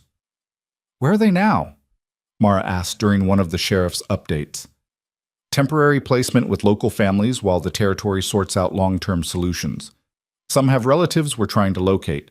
Others, he shrugged, the gesture encompassing all the impossible complexity of caring for traumatized children in a system with more needs than resources. We're doing what we can. That's not an answer, Boone said. No, Cole agreed. But it's all I've got right now. After he left, Wren found Rafe in the barn, working on leather again because it seemed to be what he did when thinking hard. The trial's in 3 weeks. I know. Judge Hart says we'll all have to testify. Tell what happened that morning. She sat on a hay bale, watched his hands work the leather with practiced efficiency. Tell what we saw at Sloane's place, too, those of us who were close enough to notice details. You were the closest. You saw his eyes when the judge called him on the forgery. I saw a man who thought he was untouchable realizing he wasn't. I saw someone who'd been running the same operation for years having it collapse in minutes. Wren paused. I also saw that he's not alone. He mentioned friends, people who value his work. I know. Rafe's hand stilled on the leather. That's what worries me. Sloane's in jail, but the system that let him operate isn't, and systems protect themselves. So what do? We document everything. We make our case so clear that anyone trying to interfere looks either corrupt or incompetent. We prove that this arrangement works, that you're all better off here than in any institution the territory could provide. He looked at her, and his eyes held the kind of determination that came from having already lost one family and refusing to lose another. And we trust that there are more good people than bad in positions that matter. That's optimistic. It's survival. Because the alternative is assuming we're beaten before we fight, and I'm not ready to surrender what we've built here. What they'd built became more visible in the weeks before trial. Eli invented a water pumping system that cut their work time by half. Mara's garden started producing enough vegetables to supplement their stores. Kit's chickens laid eggs so consistently they had surplus to trade in town. Boone built a new section of fence so straight it could have been drawn with a ruler. Lena spent hours with the horses, and under her quiet care Copper's coat gleamed and the other animals gentled to her touch in ways they wouldn't for anyone else. Wren kept her journal, documenting not just activities but transformations. Kit smiling more. Lena speaking in full sentences now, sometimes even volunteering thoughts without being asked. Mara humming while she cooked, the same songs their mother used to sing. Eli reading advanced mathematics because Rafe had found textbooks and encouraged learning beyond practical skills. Boone's anger smoothing into something more like determination, his suspicion evolving into protective vigilance. And Poppy, who'd been gray and dying in a wagon, now crawled across the floor chasing dust motes through sunlight, laughing with the pure joy of a child who'd never known anything but safety and love. The trial came with the weight of spectacle. Bridger Creek's courthouse couldn't hold everyone who wanted to attend, so they set up extra seating outside where people could listen through open windows. Wren recognized the dynamics immediately. This wasn't just about Sloane's crimes anymore. This was about whether the territory would admit its systems had failed, whether powerful men would face consequences, whether children's testimony would matter against adult authority. The prosecutor was a territorial attorney named Morrison, sharp-eyed and precise, who laid out the case with the methodical brutality of a surgeon removing corruption. Documents showing forged signatures. Testimony from the children rescued from Sloane's facility. Their words hitting like hammers against stone. Evidence of financial fraud. Money supposed to fund child welfare diverted to Sloane's personal accounts. Sloane's defense attorney, a smooth-talking man from back east, tried every angle. The children were lying, traumatized, and coached. The financial records were misinterpreted. The facility ran within territorial guidelines, and any issues were aberrations, not policy. His client was a man of faith trying to serve society's most vulnerable, now facing persecution for his charity. It might have worked, except for what happened on the third day when Wren took the stand. Morrison asked her to describe the morning Sloane came to the ranch. She walked through it. The 5 riders, the forged order, the attempted seizure. Her voice stayed level even when recounting how Rafe had stood between them and armed men, how close they'd come to being taken. Then Sloane's attorney stood for cross-examination, and his first question was delivered with practiced sympathy. Miss Calder, isn't it true that you're desperate for stability? That after losing your parents and being abandoned by your wagon master, you'd be inclined to believe anyone who offered you safety? Yes, Wren said simply. The attorney blinked, thrown by the agreement. So you admit your judgment might be compromised by need? I admit I know what desperation looks like. I lived it. We all did. She looked at Sloan, sitting at the defense table with his carefully arranged expression of wounded innocence. That's why I recognize it in others. Why I can tell the difference between someone offering real help and someone exploiting need for profit. You're 14 years old. You can't possibly... I'm 14 years old and I've kept 6 children alive through circumstances that would break most adults. I've made decisions about food and water and safety every day for months. I've learned to read people because my life and theirs depended on it. Her voice got harder. So when Reverend Sloan showed up with forged papers and armed men, I knew exactly what I was looking at. Someone who thought children were property to be collected, not people to be protected. The courtroom went very quiet. Morrison was trying not to smile. The judge leaned forward slightly, attention fixed on Wren's face. Sloan's attorney regrouped. But how can you be certain the papers were forged? You're not a handwriting expert. I'm not, but Judge Hart verified it with the actual territorial administrator. That's what experts do. They check facts instead of assuming authority, make something true. You seem very hostile toward my client. I'm hostile toward anyone who tries to kidnap children. Doesn't seem that complicated to me. Objection, the attorney said, turning to the judge. The witness is being argumentative. The witness is answering your questions, Judge Hart said dryly. If you don't like the answers, ask better questions. The attorney tried a few more angles, but Wren had learned from watching the others testify. She kept her answers short, factual, and devastatingly clear. When he finally dismissed her, she walked back to her seat feeling like she'd fought a battle with nothing but words and won. The other children testified over the next 2 days. Eli with his precise recollection of events. Mara describing how Sloan's men had looked at Poppy like she was inventory instead of a baby. Even Lena took the stand and, in her quiet voice that still carried weight because it was so rarely used, said simply, "He scared me. Rafe doesn't." The children from Sloan's facility testified too, and their stories painted a picture so grim that even the defense attorney stopped trying to discredit them halfway through. 12-year-olds with backs scarred from beatings. 10-year-olds who'd worked in mine shafts too small for adults. 8-year-olds who flinched at sudden movements and couldn't make eye contact. The prosecution rested, and Morrison's closing argument was brief. The defense wants you to believe this is complicated. It's not. A man used legal authority to exploit children for profit. He forged documents to seize more children when the legal process didn't move fast enough for his needs. He built a system of abuse and called it charity. The only complicated thing here is how he got away with it for so long. Don't let him get away with it anymore.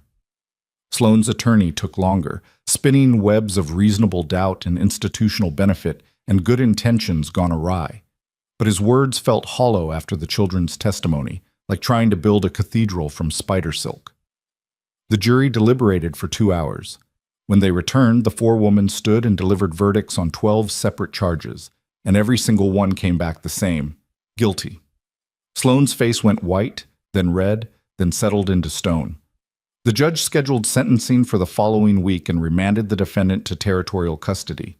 As they let him out in chains, he looked at Rafe with pure hatred, and Wren understood that even from prison, a man like that could reach out and cause damage if he wanted to badly enough.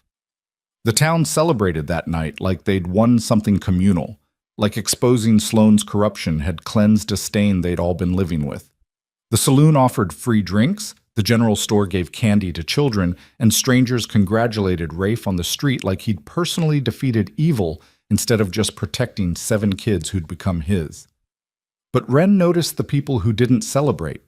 The men who'd done business with Sloan, whose operations had benefited from cheap child labor. The territorial officials whose reputations were damaged by their failure to investigate sooner.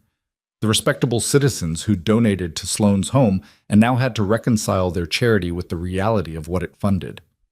Those people didn't congratulate Rafe. They watched him with calculation, and Wren knew they were the real danger. Sloan was defeated, but the system that enabled him was still intact, and systems defended themselves. Sentencing came a week later. Judge Hart gave Sloan 20 years at territorial prison, the maximum allowed under current law. He also issued orders for a comprehensive investigation of all territorial child welfare facilities, mandated quarterly inspections by independent reviewers, and established new oversight requirements for anyone working with orphaned or abandoned children. These reforms won't bring back the childhood stolen from Sloane's victims, Hart said from the bench. But perhaps they'll prevent future victims from suffering the same fate. That's the best justice we can offer, not revenge, but prevention. Outside the courthouse afterward, Morrison found Rafe and the children.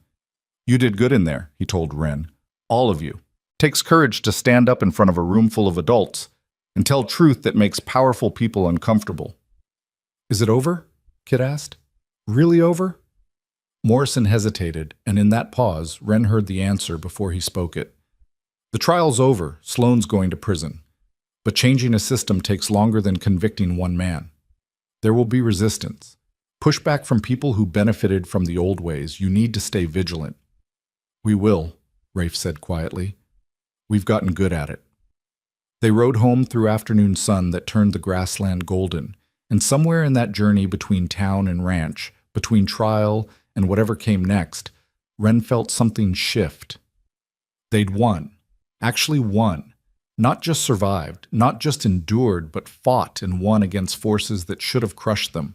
It didn't erase the past, the deaths, the abandonments, the fear and hunger and desperate uncertainty. But it proved that the past didn't have to determine the future, that choices mattered, that 7 children and 1 grieving rancher could stand against corruption and come out the other side intact. When they reached the ranch, Rafe didn't go to the barn. He came inside with them, sat at the table while Mara cooked dinner, helped Eli with a mechanical problem, listened to Kit's excited chatter about the chickens, watched Lena describe Copper's training progress with words that came easier now. He held Poppy while Mara worked, and the baby grabbed his finger with the absolute trust of someone too young to remember when trust was dangerous. After dinner, Boone cleared his throat. Everyone looked up because Boone rarely initiated conversation, preferring to observe and calculate from the edges.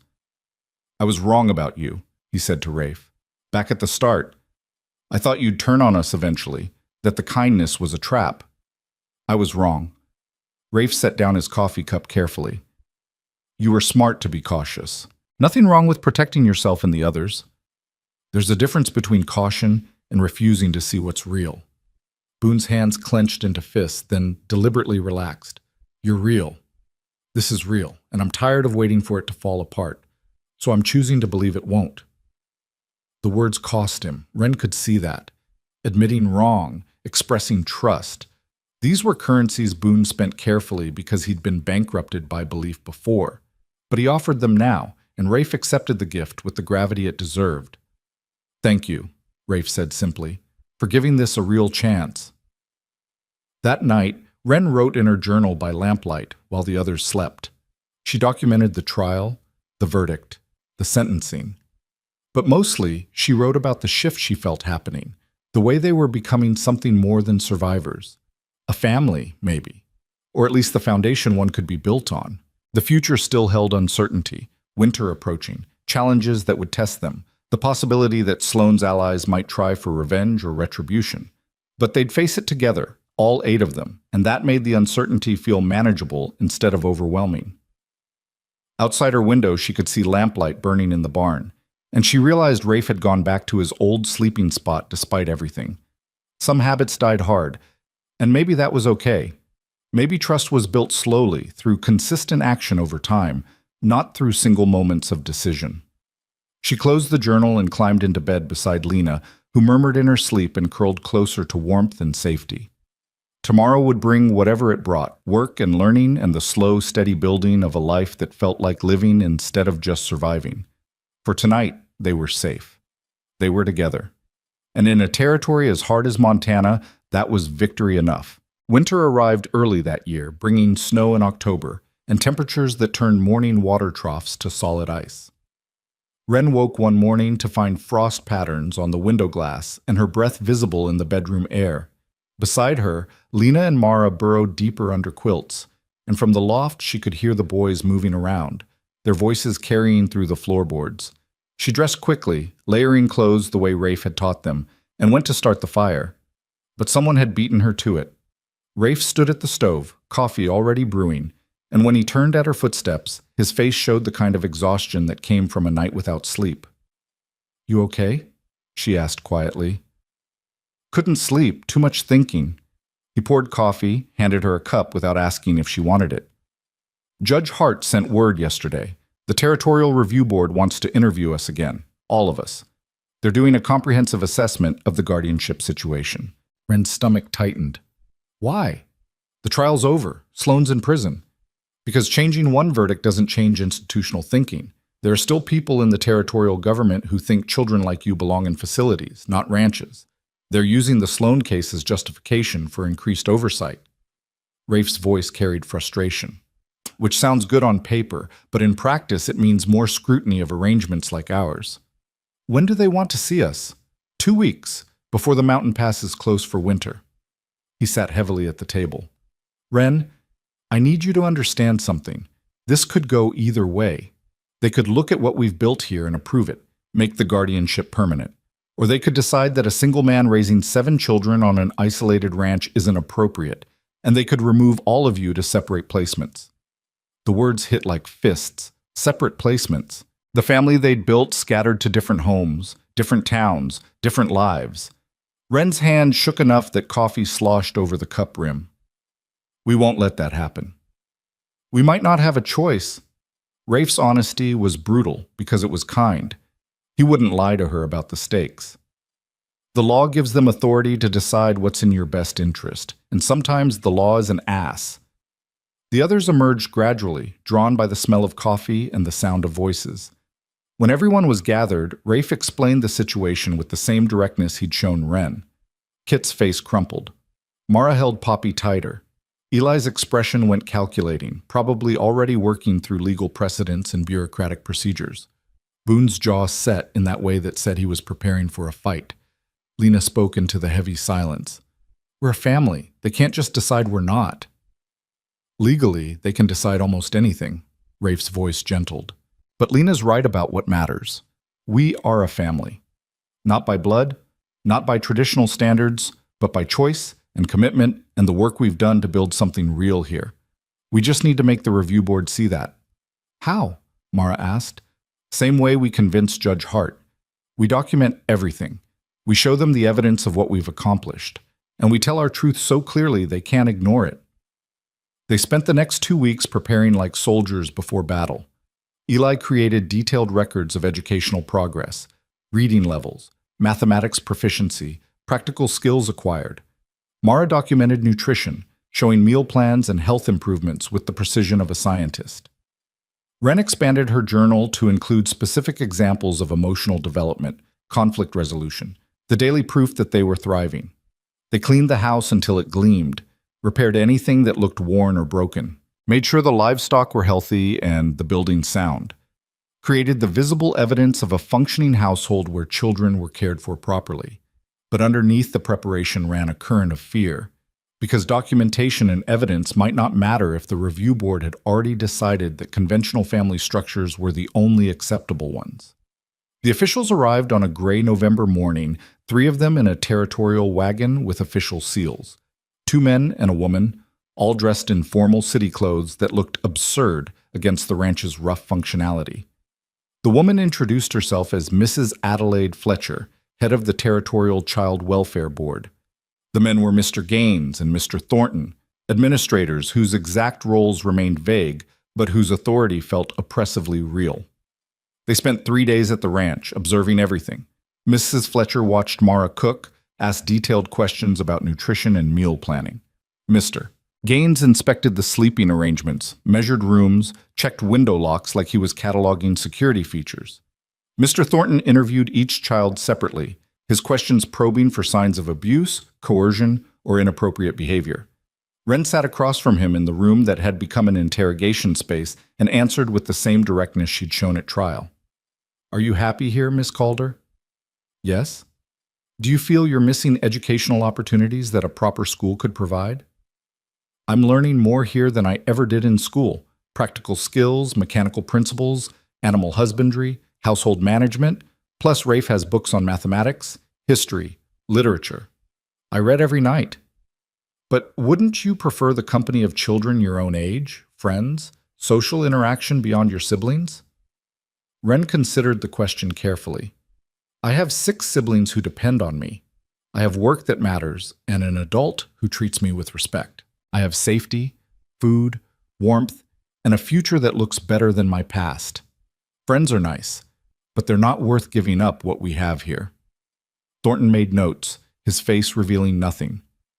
Some would argue that a young woman needs female guidance, instruction in domestic arts, proper behavior, preparation for marriage, and motherhood.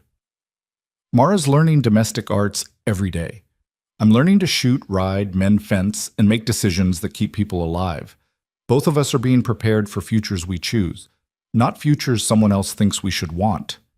You're very confident for 14. I've been making life and death decisions since I was 12. Confidence isn't optional when people are counting on you. She saw something flicker in his expression. Surprise, maybe, or reassessment. He asked a few more questions, but the edge had gone out of them, and when he dismissed her, Ren felt like maybe she'd won another small battle. The evenings were hardest. The officials ate dinner with them, observing family dynamics with the cold assessment of scientists studying specimens. Conversation felt stilted, artificial, everyone too aware of being watched. Even Poppy seemed to sense the tension, fussing more than usual while Mara tried to keep her quiet. On the third night, after the children had gone to bed, Ren found Mrs. Fletcher sitting alone at the kitchen table, papers spread in front of her. The woman looked up when Ren entered, and something in her face suggested she'd been expecting company. Can't sleep either? Mrs. Fletcher asked. Too much worry. Ren poured herself water, stayed standing. Are you going to take us away from here? The directness seemed to surprise the woman, but she didn't deflect. I haven't decided yet. The situation is complicated. It's not complicated. We're thriving here. We're healthy, educated, cared for. What's complicated about that? The complication is that you're 7 children being raised by a single man with no wife, no female presence, in an isolated location miles from town. Those factors create vulnerabilities that concern the board. Vulnerabilities like what? That we might learn to be self-sufficient? That we might grow up understanding that worth comes from what you do, not who you're related to? Ren's voice got harder. Or are you worried that we're not being molded into proper society's expectations? Mrs. Fletcher's expression sharpened. I'm worried that in 5 years, when you're 19 and your brothers and sisters are older, you'll look back and resent that you spent your youth raising other people's children instead of living your own life. The observation hit close to truth, but Ren had learned the difference between uncomfortable truth and actual harm. They're not other people's children. They're my family. And yes, I'm sacrificing some things other girls my age take for granted, but I'm gaining things they'll never understand: purpose, capability, the knowledge that I can handle whatever life throws at me. That seems like a fair trade. You're remarkably articulate about your choices. Most 14-year-olds haven't thought this through so carefully. Most 14-year-olds haven't had to. I did, and I'd make the same choice every time, because the alternative is letting bureaucrats who've never met us decide our lives based on regulations written by people who've never faced real hardship. Mrs. Fletcher was quiet for a long moment. Then she said, "Tell me honestly, if we approved permanent guardianship, what would your future look like? 5 years from now, 10 years from now?" Ren sat down, sensing this was the real question, the one everything else had been building toward. 5 years from now? I'll be 19. Eli will be 14, old enough to handle more responsibility. Mara will be 16, probably better at cooking than most professional cooks. Boone will be 17, strong and skilled enough to work anywhere. The younger ones will be growing into themselves. And I'll probably still be here, helping Rafe run the ranch, making sure everyone's okay. Maybe thinking about my own future, but not at the expense of theirs. That sounds like sacrifice. It sounds like family. You take care of the people you love, even when it's hard, especially when it's hard. Ren leaned forward. Mrs. Fletcher, I know this doesn't look like a normal family. I know it breaks rules about proper households and conventional arrangements, but it works. We work. And tearing us apart to satisfy bureaucratic standards would be the cruelest thing you could do, not because it would hurt Rafe, but because it would destroy 7 children who finally found stability. The woman studied her face with an intensity that felt like being x-rayed. You really believe that? I know that. I've lived the alternative. Institutions, temporary placements, adults who saw us as obligations instead of people. This is better. We're better.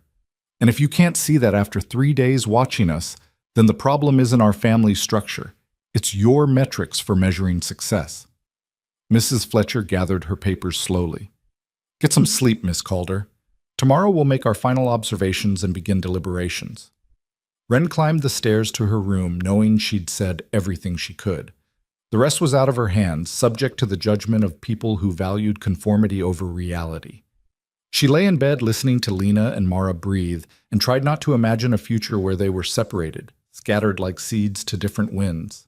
Morning brought the officials' final inspection. They gathered everyone in the main room, and Mrs. Fletcher took the lead, her voice formal and prepared. Over the past 3 days, we've observed this household extensively. We've reviewed educational records, health documentation, living conditions, and family dynamics.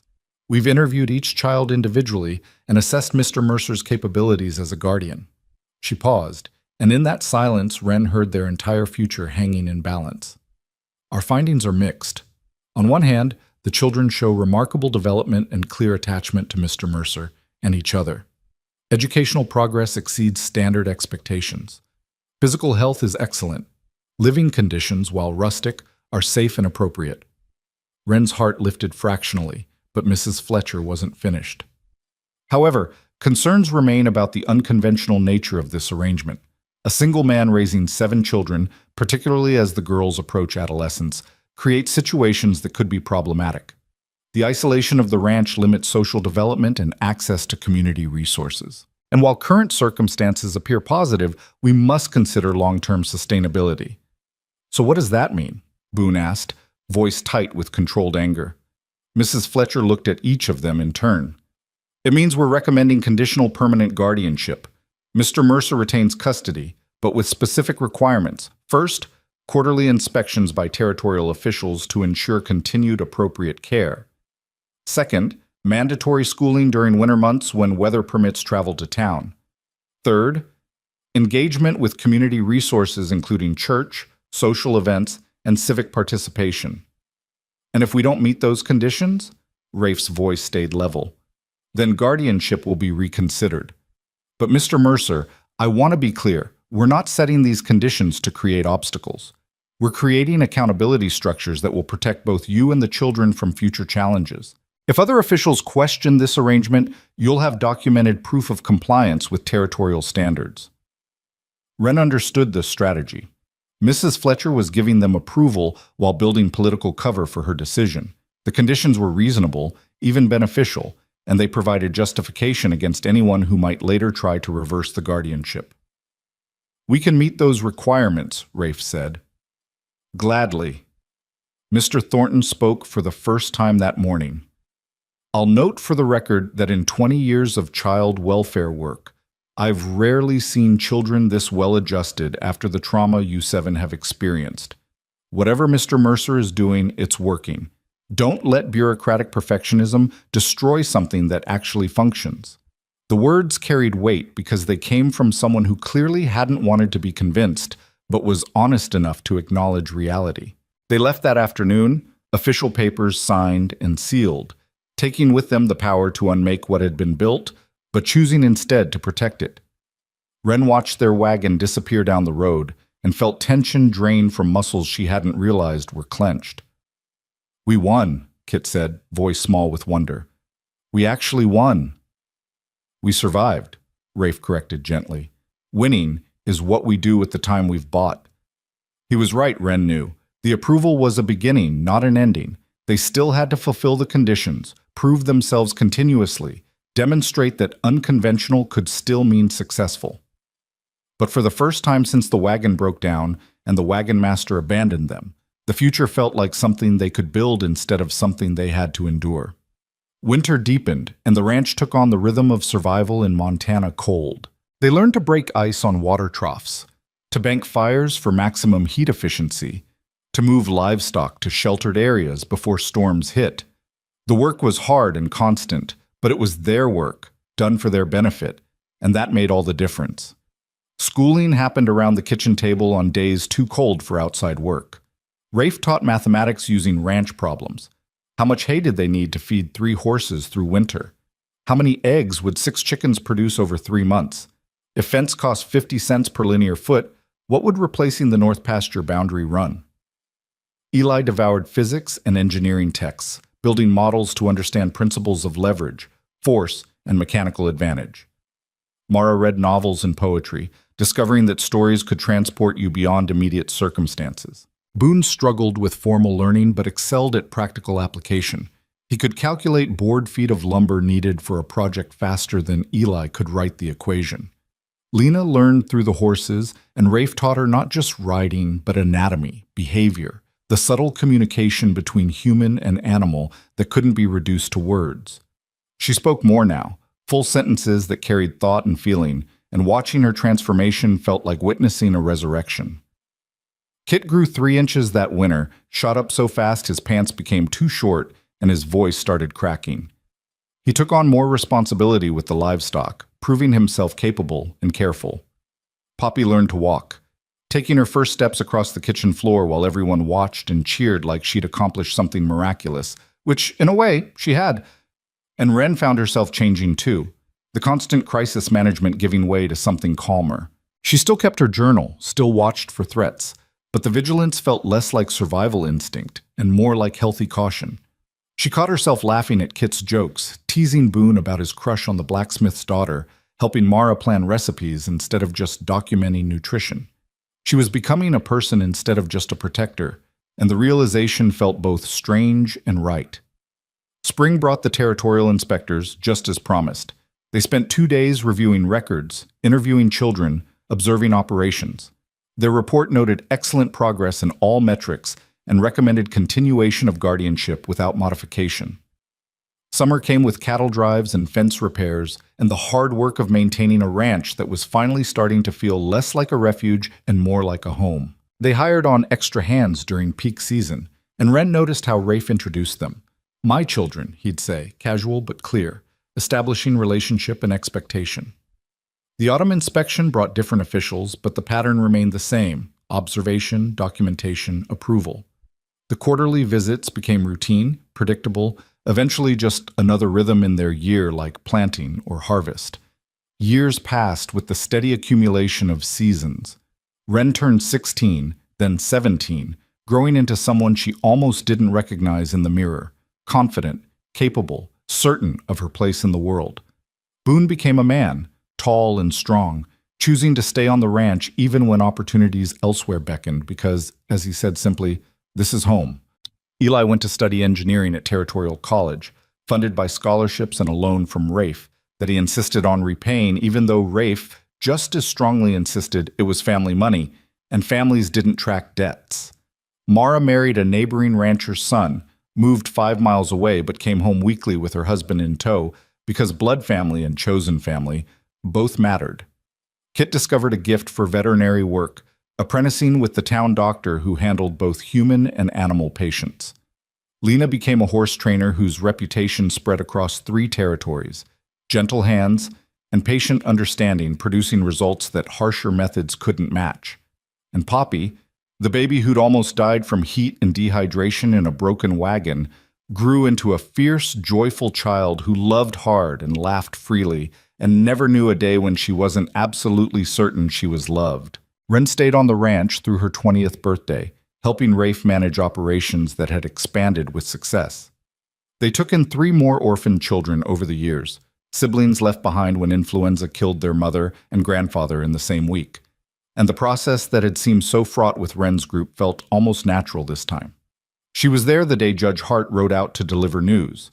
He was older now, retirement approaching, but his eyes were as sharp as ever.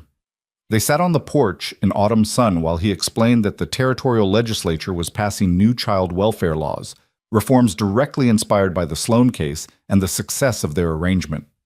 "They're calling them the Mercer Standards," Hart said with something that might have been a smile. "Requirements for facilities housing orphaned children, oversight protocols, inspection schedules, all designed to prevent another Sloan from operating unchecked." "That's good," Rafe said quietly. That matters. It does. You changed the system, Mercer. You and these children. Not by complaining about how things were, but by proving how things could be. Hart stood, prepared to leave. That's rare. Most people just accept that systems are broken and work around the damage. You fix something. After he left, Wren sat with Rafe in comfortable silence, watching the sun set over land they'd worked and protected and made productive through years of effort. Did you ever imagine it would turn out like this? She asked. That morning you found us in the wagon? Rafe was quiet for a long moment. I imagined getting you somewhere safe, getting the baby medical attention, maybe helping you figure out where to go next. He paused.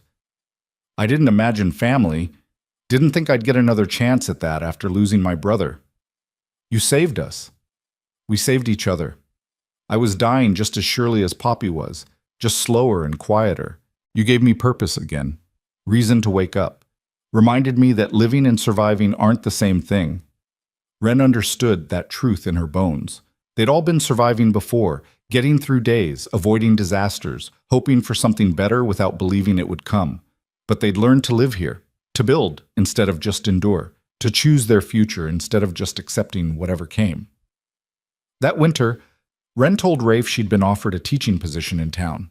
The new school needed someone who understood both academic subjects and practical skills, someone who could teach children from ranch families that education mattered beyond books. You should take it, Rafe said without hesitation. It's a good opportunity. It would mean leaving the ranch, living in town. It would mean growing into your own life instead of staying attached to mine. That's not leaving, that's living. She took the position, moved to town, taught children whose circumstances reminded her of her own. But she came home every weekend because home was still the ranch, still the family they'd built from desperation and choice. The years continued their steady march. Rafe aged into his 50s with grace, gray spreading through his hair, but his strength remaining. The children grew, scattered to their own lives but stayed connected through bonds forged in shared struggle and sustained through deliberate choice. When Rafe died at 68, quick and clean, heart failure in the barn while working on leather just like he'd always done, all 7 of them came home for the funeral. They stood together in the cemetery on the hill overlooking the ranch and remembered the man who'd chosen them when choosing was dangerous, who'd protected them when protection meant risking everything, who'd loved them not because he had to, but because he wanted to. Wren, 34 now, and principal of the regional school, spoke at the service. She told the truth simply. Family isn't blood. It's not law or obligation or tradition. It's the people who see you struggling and choose to help. The people who stand between you and danger. The people who believe you're worth fighting for even when the whole world says you're not. Rafe Mercer was family to 7 children who had none. And because of that, we got to become the people we were meant to be instead of the broken people circumstances tried to make us. They scattered his ashes on the ranch he'd loved, and in the weeks that followed, they made decisions about what came next. The ranch went to Boone, who'd never wanted to leave and who ran it with the same steady competence Rafe had shown. But they all owned pieces of it emotionally, all contributed to its maintenance and success. Years later, when Wren was 40 and teaching her second generation of students, a young girl appeared in her office, 12 years old, recently orphaned, placed with a distant aunt who didn't want her. The girl's eyes held the same desperate wariness Wren remembered from mirrors 2 decades past. Miss Calder? The girl said, voice small. The principal said you might understand, said you'd been where I am. Wren looked at this child carrying burdens too heavy for small shoulders, and she understood that the circle wasn't complete, that the salvation she'd received from Rafe demanded paying forward, demanded extending the same grace to others that had been extended to her. I do understand, she said gently, and I'm going to help you, not because I have to, because I want to, because that's what family does. The girl's eyes filled with tears, and Wren came around the desk to kneel beside her chair.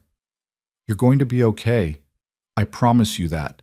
It might not feel like it now, but there are people who care, who'll fight for you, who'll make sure you have what you need to survive and thrive. I'm one of those people, and I'm not giving up on you. She thought about Rafe, about that morning in the desert when he'd offered water and safety and eventually became the father none of them had thought they'd have again. She thought about all the mornings since, the slow accumulation of days that became years, the work and struggle and joy of building something real from broken pieces. And she understood that this was the true victory. Not just that they'd survived, but that they'd learned to pass on what they'd received. That the family Rafe built didn't end with his death, but continued through everyone they touched, everyone they helped, everyone who learned from their example that love was a choice you made and kept making. The girl stopped crying eventually, wiped her face, looked at Ren with tentative hope. "You really think I'll be okay?" "I know you will, because you're strong enough to ask for help, and that's the hardest part. Everything else we can figure out together." Outside the window, Montana stretched vast and beautiful under autumn sun.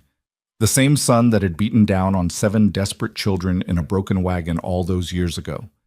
The land was hard and the winters were brutal, and survival demanded everything you had and then some. But it was also a place where broken people could heal, where unconventional families could thrive, where grace existed in the spaces between law and tradition if you were brave enough to claim it. Ren stood, offered her hand to the girl, and together they walked toward whatever came next. Behind them, invisible but present, stretched a line of people who'd chosen to help when helping was hard. Rafe first and always, but also Judge Hart, Mrs. Fletcher, Sheriff Cole, and everyone who'd decided that protecting children mattered more than protecting systems. And ahead of them stretched possibility, the chance to write new stories, to build new families, to prove again and again that the best definition of home wasn't the place you were born, but the people who chose to keep you, and the choice you made to keep them right back. The circle continued, unbroken and expanding. And somewhere in the spaces between heartbeats and history, Rafe's legacy lived on. Not in monuments or accolades, but in the quiet, steady way that love multiplied when given freely and received with gratitude. Family, it turned out, was the most durable thing humans could build, more lasting than stone, more valuable than gold, more powerful than any law written by distant authorities who'd never faced real hardship. Family was 7 children and 1 grieving rancher choosing each other against all odds and all opposition, and making that choice matter through years of work and struggle and absolute, unshakable commitment. Family was everything, and it was enough.